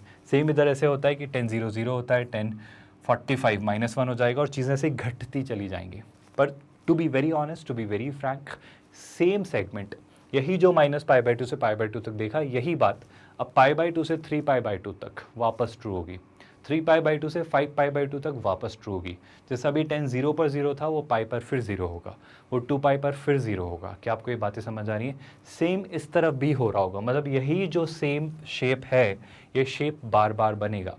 लेकिन अगर मैं वापस सेम एक कॉन्सेप्ट को रिवाइज करवाने की कोशिश करूं कि क्या x की एक वैल्यू के लिए y की एक वैल्यू, या फिर और मोर स्पेसिफिकली मैं थोड़ा और बेहतर बना के बोलूं कि y की सिंगल वैल्यू के लिए क्या मुझे x की सिंगल वैल्यू मिल रही है, तो मैं कहूँगा वो इस सेगमेंट में मिल रही है। मतलब इसका जो ये वाला सेगमेंट है जहाँ पे y की एक वैल्यू के लिए x की एक ही वैल्यू एग्जिस्ट करती है, उसके लिए जो मैं सेगमेंट डिफाइन करूँगा वो सेगमेंट होगा -π/2 से π/2। I hope you got my point. Point बड़ा सिंपल सा है स्टूडेंट्स कि आप देखो y की एक वैल्यू देखो, y की एक वैल्यू देखी तो उसके लिए मुझे x की एक ही वैल्यू मिल रही है। Are you seeing that, are you noticing that? मतलब वो इस डोमेन में, ऑल्दो अगर मैं पूरे ग्राफ पर देखूँ, जैसे कि मैं पूरे ग्राफ पर देखूँ तो y की वैल्यू यहाँ भी सेम है, यहाँ भी सेम है, यहाँ भी सेम है, लेकिन x की वैल्यूज़ मुझे अलग अलग मिली। तो मेरा ऑब्जर्वेशन बड़ा सिंपल सा है स्टूडेंट्स, मैं ये कहना चाह रहा हूँ आपसे कि x की ऑब्वियसली वैल्यूज़ डिफर कर सकती हैं, x की वैल्यूज़ चेंज हो सकती हैं y की सेम वैल्यू के लिए, बट मैं उस डोमेन में देखना चाह रहा हूँ, मैं वो डोमेन क्रिएट करना चाह रहा हूँ, मैं वो सेक्शन देख रहा हूँ जो बार बार रिपीट हो रहा है। तो वो ये सेक्शन है, वो ये चीज़ है जो बार बार रेप्लिकेट हो रही है ना। हम एक कॉपी देखना चाह रहे हैं, एक यूनिकनेस देखना चाह रहे हैं। आई होप आपको मोटिव या इंटेंट समझ आ रहा है। चलिए थोड़ा और आगे बढ़ते हैं स्टूडेंट्स। अगर यहाँ ये समझ आए तो मैं 10x का ग्राफ देखना चाह रहा हूँ। तो 10x का ग्राफ जैसे -π/2 से π/2 तक ऐसा कुछ चला, सेम π/2 से 3/2 ऐसे चलता चला जाएगा। तो अगेन अगर मैं इस बार सोचूं, बस एक ही प्रॉब्लम आ रही है सर। प्रॉब्लम क्या आ रही है? अगर आप ग्राफ को स्टडी करें सर तो -π/2 या π/2 पे फंक्शन डिफाइंड नहीं है। ये फंक्शन डिफाइंड इसलिए नहीं है क्योंकि ये फंक्शन इन्फिनिटी को अप्रोच कर रहा है। और अगर कोई फंक्शन इन्फिनिटी को अप्रोच करे तो मैं कहूँगा कि सर यहाँ पर ये फंक्शन डिफाइंड नहीं है, तो मुझे वो सारी x की वैल्यूज़ हटानी होंगी इस फंक्शन की डेफिनेशन में से जहाँ पर ये फंक्शन डिफाइंड नहीं है। और वो सारी वैल्यूज़ क्या होंगी स्टूडेंट्स? वो ऑब्वियसली π/2 -π/2 ये सारी वैल्यूज़। यानी मैं कहूँगा कि सर ये π/2 के जो ऑड मल्टीपल्स हैं ना, ये प्रॉब्लम कर रहे हैं। अब π/2 के ऑड मल्टीपल्स दिखाने का तरीका क्या है? जैसा उन्होंने लिखा, देखो आई होप आप ये देख पा रहे हो, मैं एक बार और हाईलाइट कर देता हूँ स्टूडेंट्स, इसे बहुत ध्यान से सुनिएगा। जैसे अगर मैं देखूँ, देखो यहाँ पे ये -π/2 इस पे माइनस इन्फिनिटी की तरफ जा रहा है, ये π/2 इस पे इन्फिनिटी की तरफ जा रहा है, ये 3π/2 है फिर इन्फिनिटी की तरफ जा रहा है। आपको समझ आ रहा है? तो हर π/2 के ऑड मल्टीपल्स पर ये नॉट डिफाइंड है। बाकी इसके अलावा आई थिंक ग्राफ हर जगह एग्जिस्ट करता है। आप देखो हर जगह मुझे ग्राफ मिल रहा है, आप कहीं भी देखो x की किसी भी वैल्यू पे तो मुझे ग्राफ का वजूद मिलेगा, ग्राफ का एग्जिस्टेंस होगा। यानी आसान सा कंक्लूजन ये है स्टूडेंट्स कि ये ग्राफ π/2 के ऑड मल्टीपल्स पर एग्जिस्ट नहीं करेगा। और अगर ऐसा कुछ है तो मैं फाइनली क्या कंक्लूजन पे आऊँगा स्टूडेंट्स? मैं फाइनली इस कंक्लूजन पे आऊँगा, बहुत ध्यान से सुनिएगा, कि tan थीटा या tan x all the real numbers के लिए ट्रू है एक्सेप्ट π/2 के ऑड मल्टीपल्स। देखो इसने लिखा है, इसको मैं समझाता हूँ, लिखा है nπ + π/2, पाई कॉमन ले लेते हैं। जैसे ही पाई कॉमन लिया तो क्या बचेगा? तो बचेगा n + 1/2। इसे थोड़ा और सिंप्लीफाई करते हैं क्लास। अगर यहाँ पे मल्टीप्लाई किया तो ये हो जाएगा 2n + 1/2। क्या आपको ये बात पता है कि 2n + 1/2, मतलब मैं इस 2 को अगर और थोड़ा इधर लिख लूँ तो मैं इसे क्या लिख सकता हूँ स्टूडेंट्स? π/2 × 2n + 1। क्या आपको दिख रहा है कि 2n + 1 हमेशा एक ऑड नंबर होता है? आप रखिए, n की वैल्यू 0 ट्राई करिए 1, n की वैल्यू 1 ट्राई करिए 3, n की वैल्यू 2 ट्राई करिए 5, n की वैल्यू -1 ट्राई करिए -1, n की वैल्यू -2 ट्राई करिए -3। मेरा पॉइंट बड़ा सिंपल सा है कि 2n + 1 हमेशा एक ऑड नंबर क्रिएट करेगा अगर n एक नेचुरल नंबर है, अगर n एक इंटीजर है। नेचुरल से अच्छा वर्ड होगा इस बार इंटीजर, क्योंकि हमें नेगेटिव वैल्यूज़ भी चाहिए।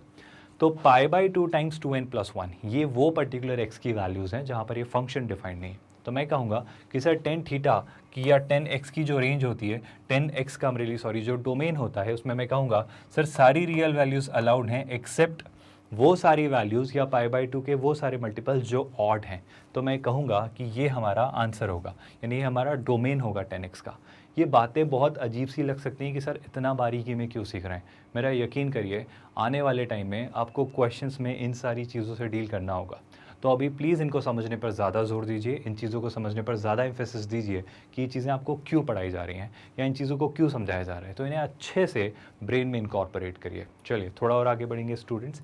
अगर साइन, कॉस और टेन समझ आया तो थोड़ी सी और ज़्यादा मेहनत लगेगी कॉसेक, सेक और कॉट को समझने में, बट चिंता मत करना, ये आसान है, बस थोड़े से ज़्यादा एफर्ट लगेंगे। ऐसा मैं क्यों कह रहा हूँ स्टूडेंट्स? ऐसा मैं इसलिए कह रहा हूँ क्योंकि कॉसेक, सेक और कॉट टेन हमारे साइन, कॉस और टेन के रेसिप्रोकल इन्वर्स फंक्शन है। इन्वर्स तो गलत होगा, रेसिप्रोकल फंक्शन है। और जब ये रेसिप्रोकल होने लगते हैं तो चीज़ें बदल जाती हैं। देखो मैं क्या कहना चाह रहा हूँ, मैं बड़ी आसान सी बात आपको समझाना चाह रहा हूँ। जैसे समझो स्टूडेंट्स, हमने क्या देखा कि साइन एक्स कुछ होता है, लेकिन साइन एक्स का अगर आप रेसिप्रोकल ले लें तो बनता है कॉसेक एक्स, है ना।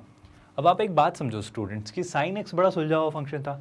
साइन एक्स एक्स की हर वैल्यू पे एग्जिस्ट करता था और वो -1 से 1 के बीच रेंज होती थी उसकी। लेकिन इस बार प्रॉब्लम ये है क्लास कि जब जब सर साइन एक्स 0 होगा, क्योंकि कॉसेक एक्स क्या है, कॉसेक एक्स 1/sin x है, तो साइन एक्स अब डिनोमिनेटर में, और जब भी ऐसा कुछ आता है, जब भी डिनोमिनेटर में हमें कुछ दिखने लगता है तो हमें एक अजीब सी बात दिमाग में आने लगती है कि सर डिनोमिनेटर 0 ना हो जाए बस। और डिनोमिनेटर 0 जब जब होगा तब तब प्रॉब्लम होने लगेगी। तो मैं देखना चाह रहा हूँ कि sine x as a function कब कब 0 हो रहा होता है। और एक और बात समझो स्टूडेंट्स, एक और बात, पहला कंक्लूजन तो ये कि मुझे अवॉइड करना है कि साइन एक्स क्या ना हो स्टूडेंट्स, साइन एक्स 0 ना हो। साइन एक्स 0 ना हो मतलब क्या? ज़रा याद करो क्लास, साइन एक्स 0 कहाँ होता है? अब देखो हमें जल्दी से ग्राफ की हेल्प से हम फटाफट इमेजिन कर सकते हैं। साइन एक्स का ग्राफ कैसा होता था? तो साइन एक्स का ग्राफ कुछ ऐसा सा होता था। और ये ग्राफ कैसा चल रहा होता था? सर ये चल रहा होता था 0, फिर ये होता था पाई, फिर ये होता था 2π। मतलब मुझे समझ आ रहा है कि सर साइन 0, पाई, 2π इन सब पे 0 होता है। मतलब साइन एक्स जो है वो 0 कब होता है क्लास? पाई के किसी भी मल्टीपल पर। तो मैं कहूँगा कि एक्स की वैल्यू सर nπ तो नहीं हो सकती। x की वैल्यू nπ क्यों नहीं हो सकती क्लास? क्योंकि n यानी क्या, n क्या होता है? n is going to be an integer, है ना। मतलब n एक इंटीजर हो, जैसे कि 0 × 1, 0 × π, 1 × π, 2 × π, -1 × π, -2 × π, ये सारी वो वैल्यूज हैं साइन थीटा की या साइन x की जब साइन x क्या होता है क्लास? 0। और साइन x अगर 0 हुआ तो 1/0 विल गेट अनडिफाइंड। तो पहली कंडीशन तो ये कि मैं कॉसेक x के डोमेन में से ये वाला सेगमेंट हटा दूंगा। अब अगर मैं cosec x की रेंज फिगर आउट करना चाह रहा हूँ sin x के बेसिस पे, तो क्या मैं थोड़ा दिमाग लगा सकता हूँ? बहुत ध्यान से सुनिएगा क्लास, बड़ा इंटरेस्टिंग सा मसला है। इंटरेस्टिंग सा मसला इसलिए है क्योंकि अगर मैं चाहूँ sin x को वर्कआउट करना, मतलब cosec x को वर्कआउट करना sin x के बेसिस पे, तो हम क्या करेंगे? बहुत ध्यान से सुनिए। मैं बोल रहा हूँ कि सर sin x जो है वो -1 से 1 के बीच है, मतलब ये वैल्यूज़ बहुत छोटी हैं, मतलब डेसिमल वैल्यूज़ हैं। अगर -1 से 1 के बीच की वैल्यूज से आप 1 को डिवाइड करेंगे, आप सोचो क्लास, हमें पता है ना कि अगर हमारे पास एक न्यूमरेटर है और एक डिनोमिनेटर है, और हमें पता है कि जो न्यूमरेटर है ये डिनोमिनेटर के इक्वल या इससे बड़ा है। आपको बात समझ आ रही है? ये जो नंबर है ये हमेशा बड़ा है इससे। तो आप सोच के देखो, ये नंबर अगर इससे बड़ा है या इसके इक्वल है, जब इसके इक्वल होगा तो क्या होगा? 1 आ जाएगा, क्योंकि ये इससे कैंसिल हो जाएगा जब जब ये इक्वल है, क्योंकि कभी कभी साइन एक्स क्या होता है? 1 या -1, तो वो 1 डिवाइड होकर 1 बन जाएगा, या -1 से डिवाइड करेंगे तो -1 बन जाएगा।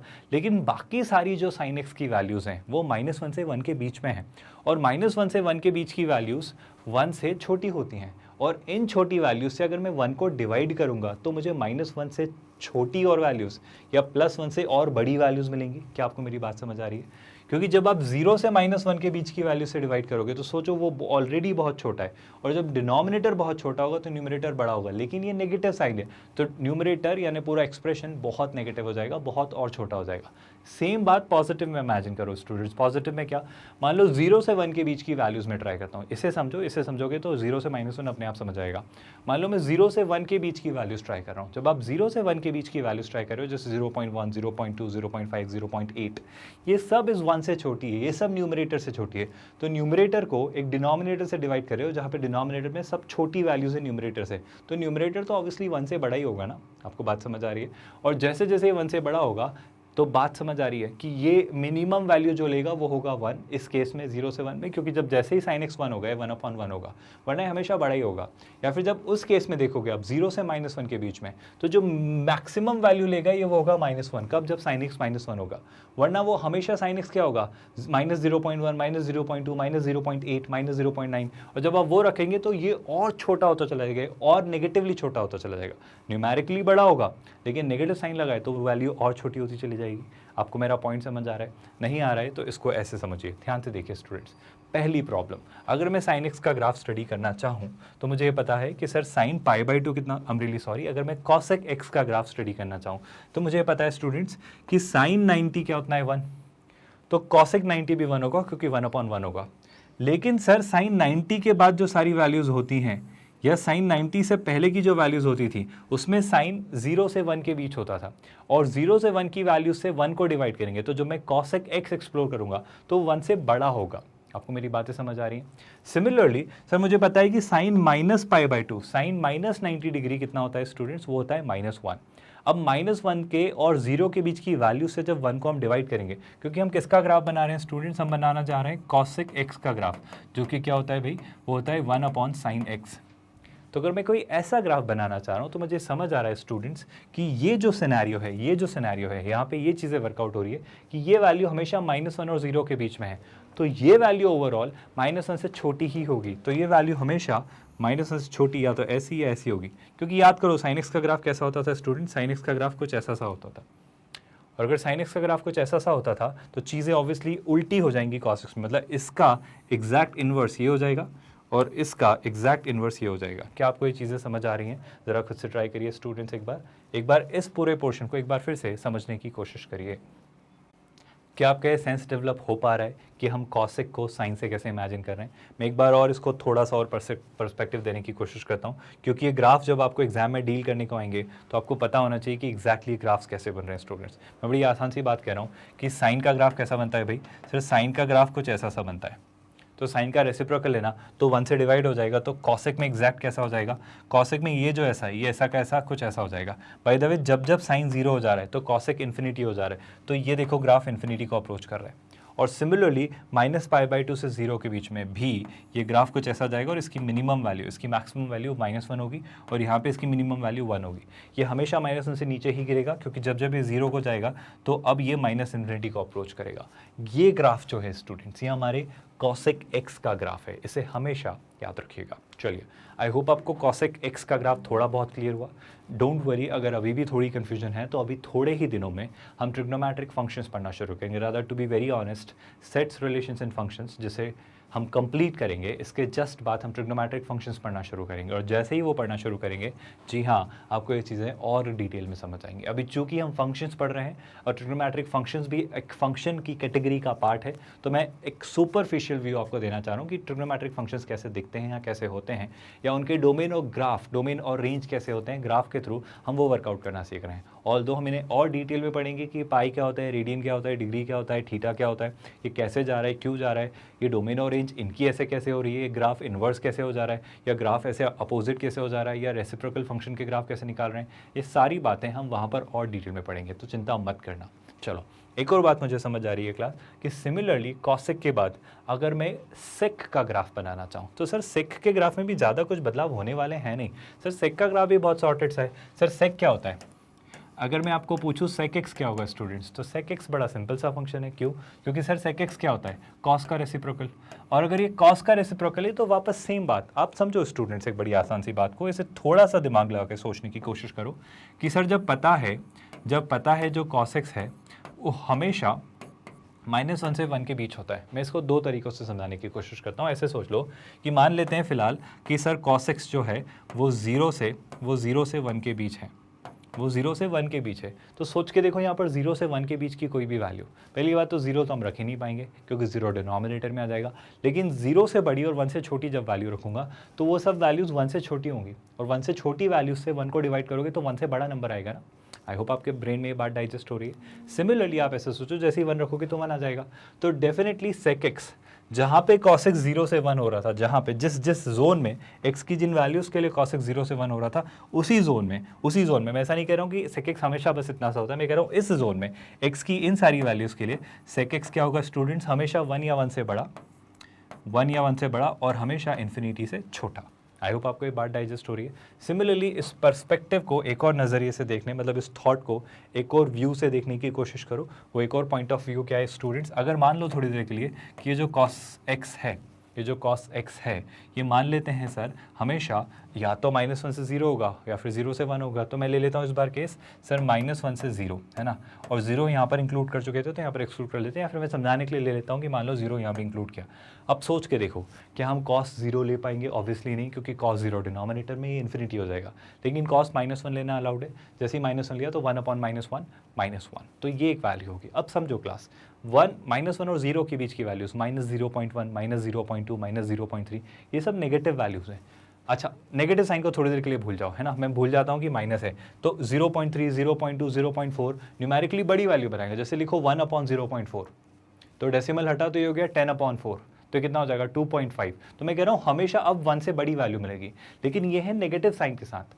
तो नेगेटिव साइन क्या? -2.5, -3.5, -7, -8 ऐसे करते करते यहाँ पे जितनी छोटी वैल्यू लोगे ये उतना बड़ा होगा, क्योंकि 1 को जितनी छोटी वैल्यू से आप डिवाइड करोगे उतनी ही बड़ी वैल्यू मिलेगी। तो अगेन मेरा पॉइंट बड़ा सिंपल सा है कि -1 से 0 के बीच में जो आपको मैक्सिमम, जो हाईएस्ट पॉसिबल वैल्यू मिलेगी वो होगी 1। किसकी स्टूडेंट्स? मैं किसकी बात कर रहा हूँ? मैं बात कर रहा हूँ यहाँ पर किसकी? सेक एक्स की। और जो लोएस्ट पॉसिबल वैल्यू मिलेगी वो नीचे गिरता चला जाएगा, -1 से छोटा होता चला जाएगा, क्योंकि न्यूमेरिकली वो नंबर बड़ा हो रहा है, लेकिन साइन के साथ वो और छोटा हो जाएगा क्योंकि वो नेगेटिव साइन है। तो मैं कहूँगा कि ये सर -इन्फिनिटी तक जाएगा। मतलब सेक एक्स बड़ा इंटरेस्टिंग सा फंक्शन है, वो या तो 1 से इन्फिनिटी होता है या -1 से -इन्फिनिटी। ये वही बात है जो हमने कॉसेक एक्स के लिए देखी। और अगर मैं इसके ग्राफ को प्लॉट करना चाहूँ तो याद करो क्लास, आप हमेशा हेल्प ले सकते हो हमारे कौन से फंक्शंस की? हमारे ये वाले फंक्शंस कॉस की, क्योंकि ये कॉस का रेसिप्रोकल है। अब कॉस का ग्राफ कैसा बन रहा था स्टूडेंट्स? अलग अलग सिनेरियोज में वर्कआउट करने की कोशिश करो।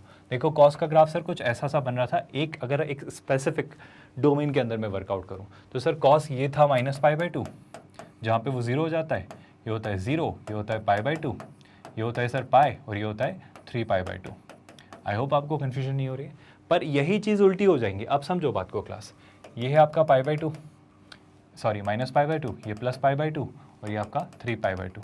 सर कॉस जो फंक्शन था वो -π/2, π/2, 3π/2 यानी π/2 के ऑड मल्टीपल्स पर सर हमेशा ये 0 हो जा रहा था। तो सेक एक्स कैसा होगा? सर अगर कॉस 0 रहे तो सेक वहाँ पर इन्फिनिटी या -इन्फिनिटी को अप्रोच करेगा।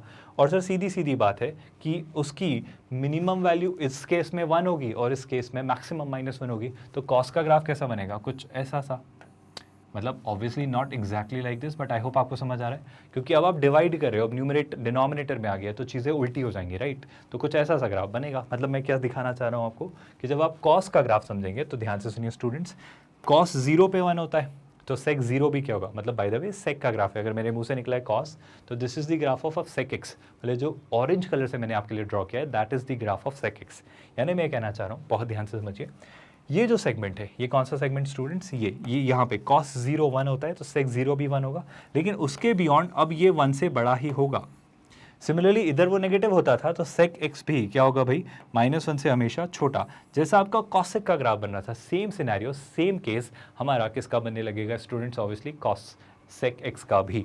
लेकिन अगर मैं कॉसेक एक्स और सेक एक्स के डोमेन और रेंज को वर्कआउट करना चाहूँ तो क्या मैं कॉसेक एक्स और सेक एक्स के डोमेन को वर्कआउट कर सकता हूँ?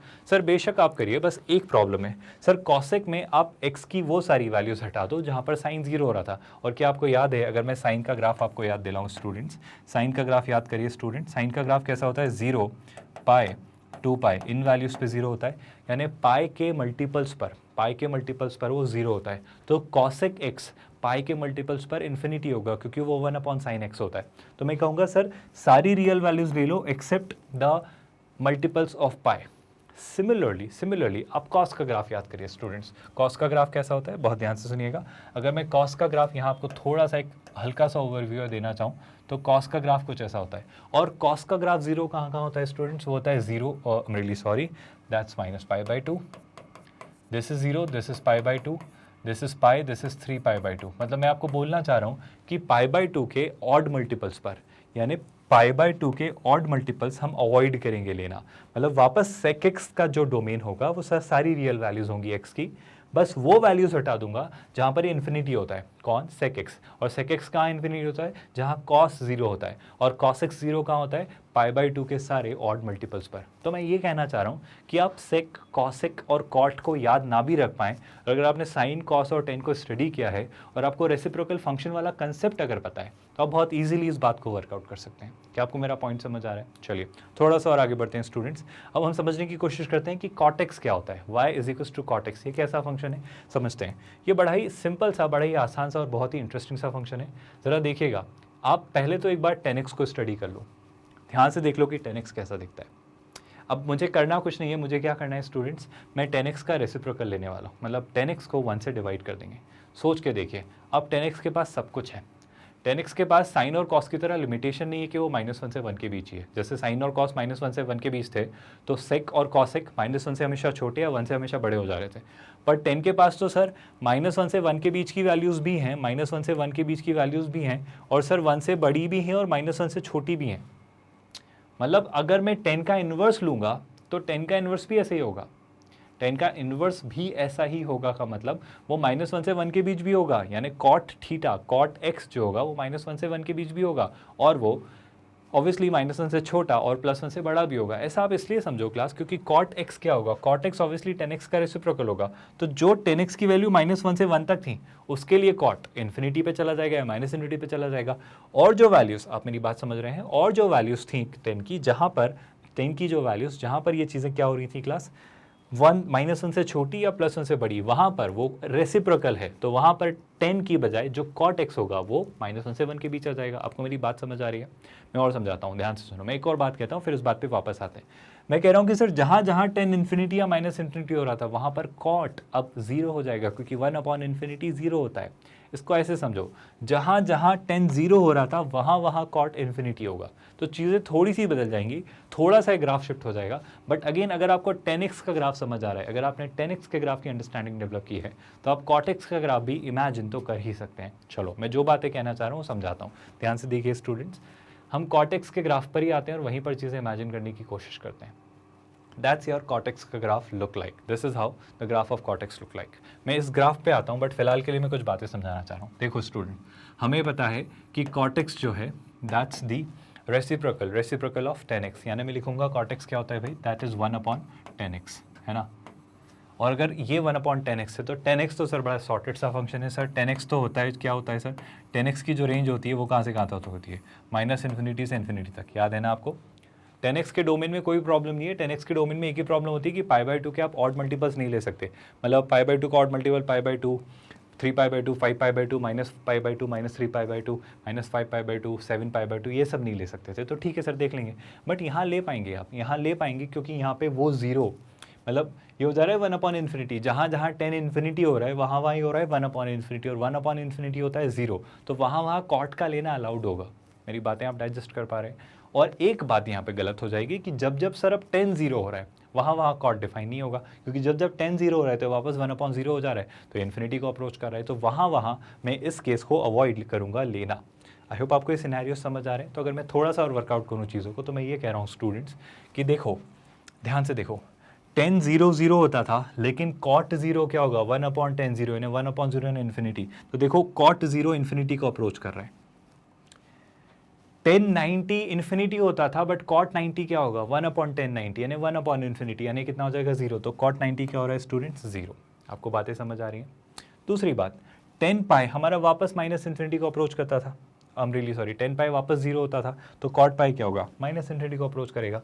तो कॉट का जो ग्राफ बनेगा स्टूडेंट्स, बहुत ध्यान से सुनना, 0 पे तो ऑब्वियसली वो इन्फिनिटी को अप्रोच करेगा, π/2 पे 0 हो जाएगा, और पाई पर आते आते -∞ को अप्रोच करेगा। आपको ग्राफ समझ आ रहा है। और यही सेम सेगमेंट रेप्लिकेट होगा बार बार आगे। मैं यहाँ से कुछ बातें अगेन प्रिडिक्ट कर सकता हूँ या कुछ जनरल कंक्लूजन्स निकाल सकता हूँ कि सर कॉट भी बहुत सुलझा हुआ फंक्शन होता, बशर्ते वो x की सारी वैल्यूज़ पर अगर एग्जिस्ट करता, मतलब उसका ग्राफ x की सारी वैल्यूज़ पे बन रहा होता तो। लेकिन सर थोड़ी प्रॉब्लम्स हो गई। प्रॉब्लम्स कैसी होंगी स्टूडेंट्स, सर प्रॉब्लम ऐसी होगी कि कॉट भी कहीं कहीं डिफाइन नहीं हुआ। मैं कहूँगा कॉट कहाँ कहाँ डिफाइन नहीं हुआ, सर कॉट वहाँ वहाँ डिफाइन नहीं हो रहा है जहाँ जहाँ 10 0 हो रहा है। और क्या आपको याद है 10 के ग्राफ में हमने सीखा था 10 कहाँ कहाँ 0 होता है। याद करो स्टूडेंट्स, 10 का ग्राफ कैसा था, जल्दी से एवरीवन। 10 का ग्राफ सर कुछ तो ऐसा सा था, और आपने बोला था सर कि ये -π/2 पे 0 की तरफ बढ़ने लगता है, -∞ की तरफ, और π/2 पे।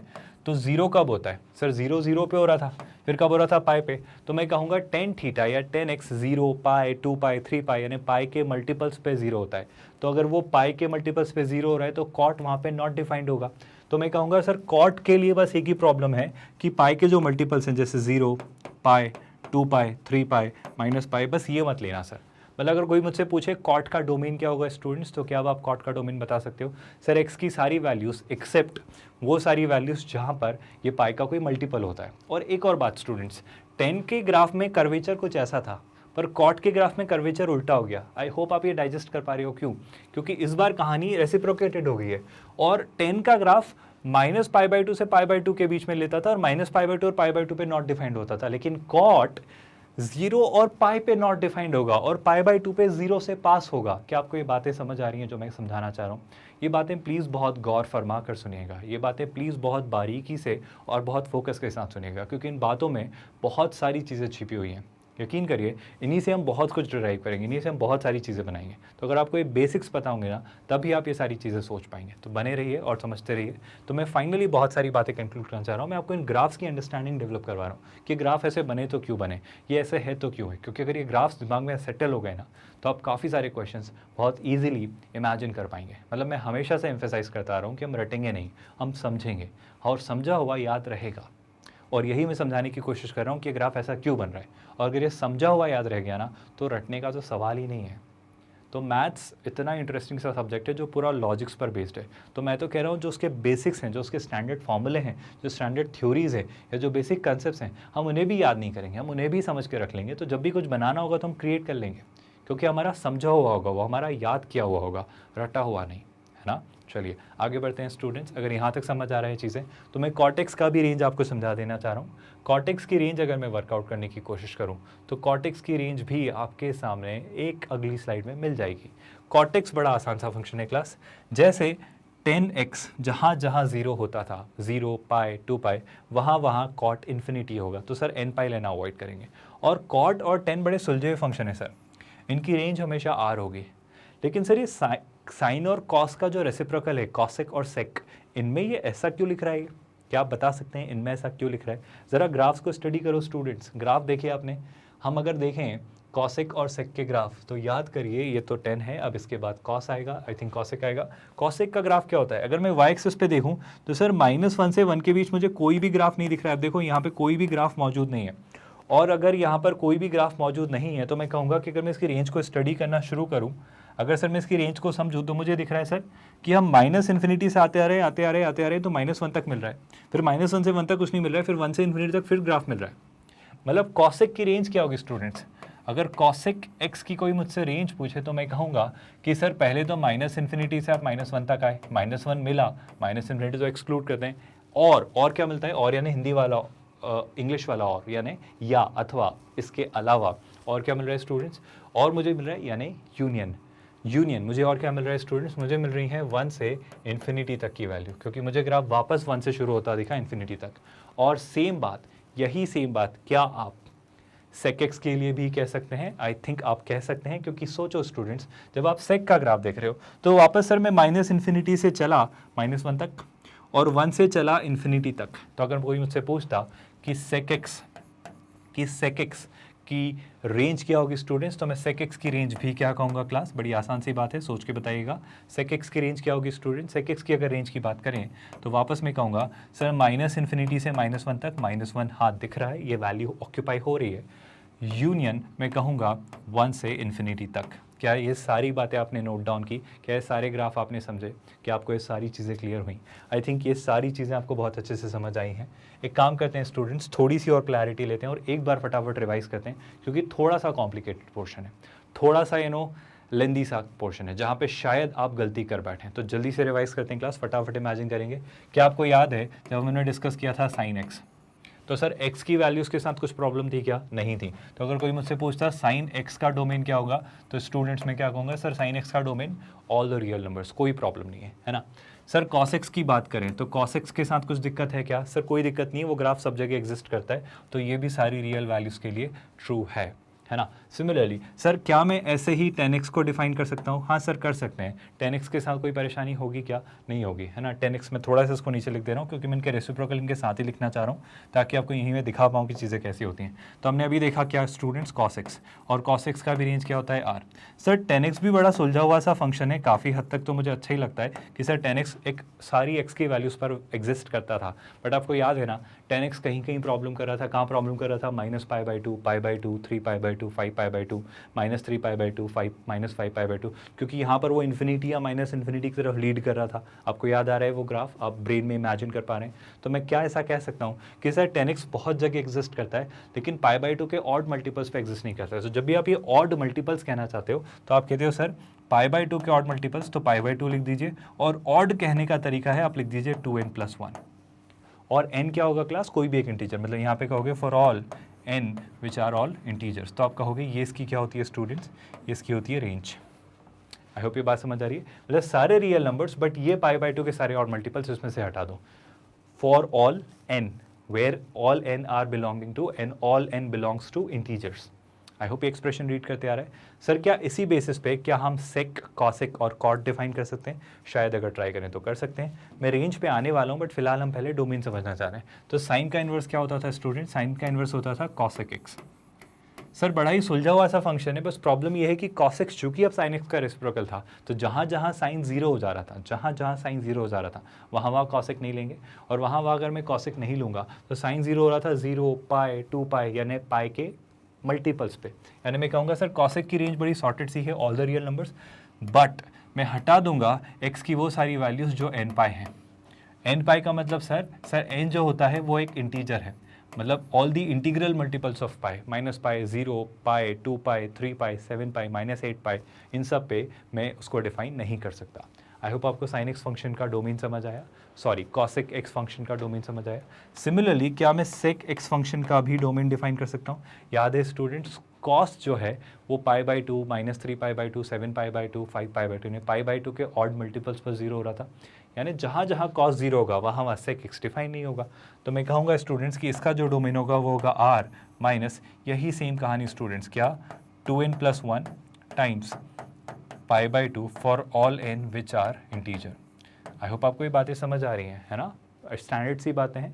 आगे बढ़ते हैं क्लास 10 के बाद। अगर मैं देखूँ कॉट, तो कॉट भी भाई सुलझी हुई चीज़ है, पर सर कॉट में एक प्रॉब्लम है। कॉट यहाँ प्रॉब्लम नहीं करेगा, क्योंकि यहाँ 10 इन्फिनिटी हो रहा था, तो कॉट 1/∞ यानी 0 हो जाएगा। तो ये वैल्यूज़ कॉट में एक्सेप्टेबल हैं, बट कॉट में 10 का 0 होना जायज़ नहीं है। 10 0 का होता है 0, पाई, 2 पाई 3 पाई यानी पाई के मल्टीपल्स पर।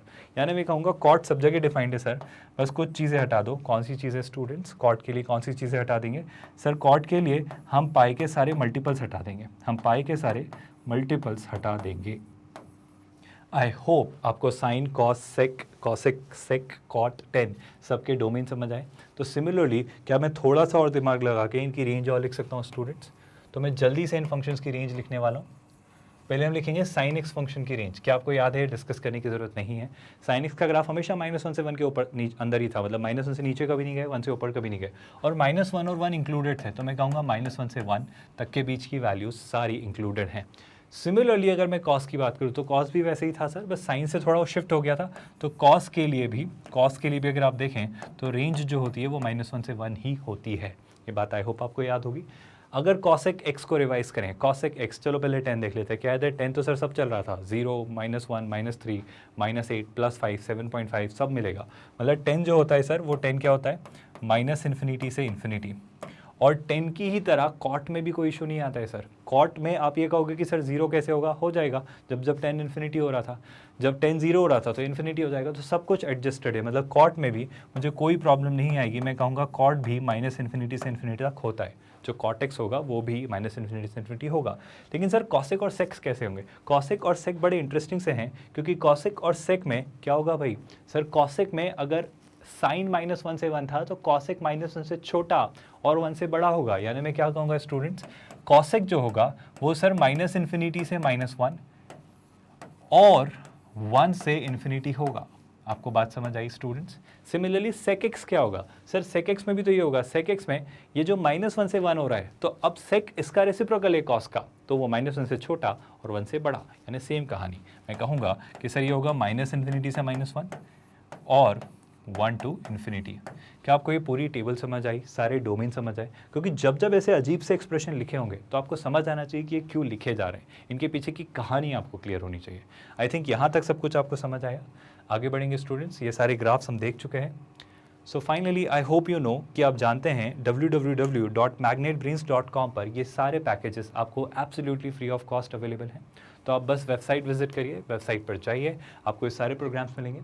आप अगर IIT JEE सेगमेंट में देखना चाहते हैं तो आप IIT JEE सेगमेंट पर क्लिक करेंगे, आपको फिजिक्स केमिस्ट्री मैथ्स तीनों सेक्शन ओपन मिलेंगे। मैथ्स में अगर आप लेक्चर्स देखना चाहते हैं तो आप वॉच नाउ पर क्लिक करेंगे और यहाँ पर सारे लेक्चर्स प्रॉपर्ली ऑर्गेनाइज्ड आपको दिखाई देंगे। Not just that, I hope आपको यकीन है कि यहीं पर आपकी सारी DPPs, उनके वीडियो सोल्यूशंस, लेक्चर्स, उनके proper videos topic wise, chapter wise rather I would say arranged है। तो यहाँ पर या फिर हमारे मैग्नेट ब्रेन्स के यूट्यूब चैनल पर भी आपको सारी चीज़ें मिलेंगी। और जो भी आप लेक्चर देखना चाहते हैं उस पर आप वॉच नाउ पर क्लिक करिए। वो लेक्चर या तो यहाँ पर या आप चाहें तो यूट्यूब पर प्रॉपर्ली एक्सेस कर सकते हैं, उन्हें देख सकते हैं at absolutely free of cost. तो ये बात जो बड़ी ज़रूरी सी है, जो मैं बार बार कह रहा हूँ कि मैग्नेट ब्रेन्स एक ऐसा प्लेटफॉर्म है जो आपको सारे कोर्सेज, सारे programmes, everything they provide you at free of cost. They are 0 subscription based model, so वो कोई भी आपसे फीस या चार्ज नहीं करते हैं। अपार्ट फ्रॉम दैट, अगर ये वीडियो सच में आपको कुछ सिखा रहे हैं, अगर आपको पसंद आ रहे हैं तो प्लीज़ लाइक करिए, इस चैनल को सब्सक्राइब करके रखिए, क्योंकि आप अगर अपडेटेड रहना चाहते हैं, नोटिफाइड रहना चाहते हैं, तो चैनल को सब्सक्राइब करने से जो भी नई चीज़ें होती रहेंगी चैनल पर आपको पता चलती रहेंगी। And yes of course the most important thing, ये जो मॉड्यूल है ये एब्सोल्युटली फ्री ऑफ कॉस्ट है, तो ज़रूर करिए शेयर इसे ज़्यादा से ज़्यादा लोगों के साथ, ताकि ज़्यादा से ज़्यादा लोग इसको अवेल कर पाएँ, इसको यूटिलाइज़ कर पाएँ। With that we are calling it a day. Thank you so much.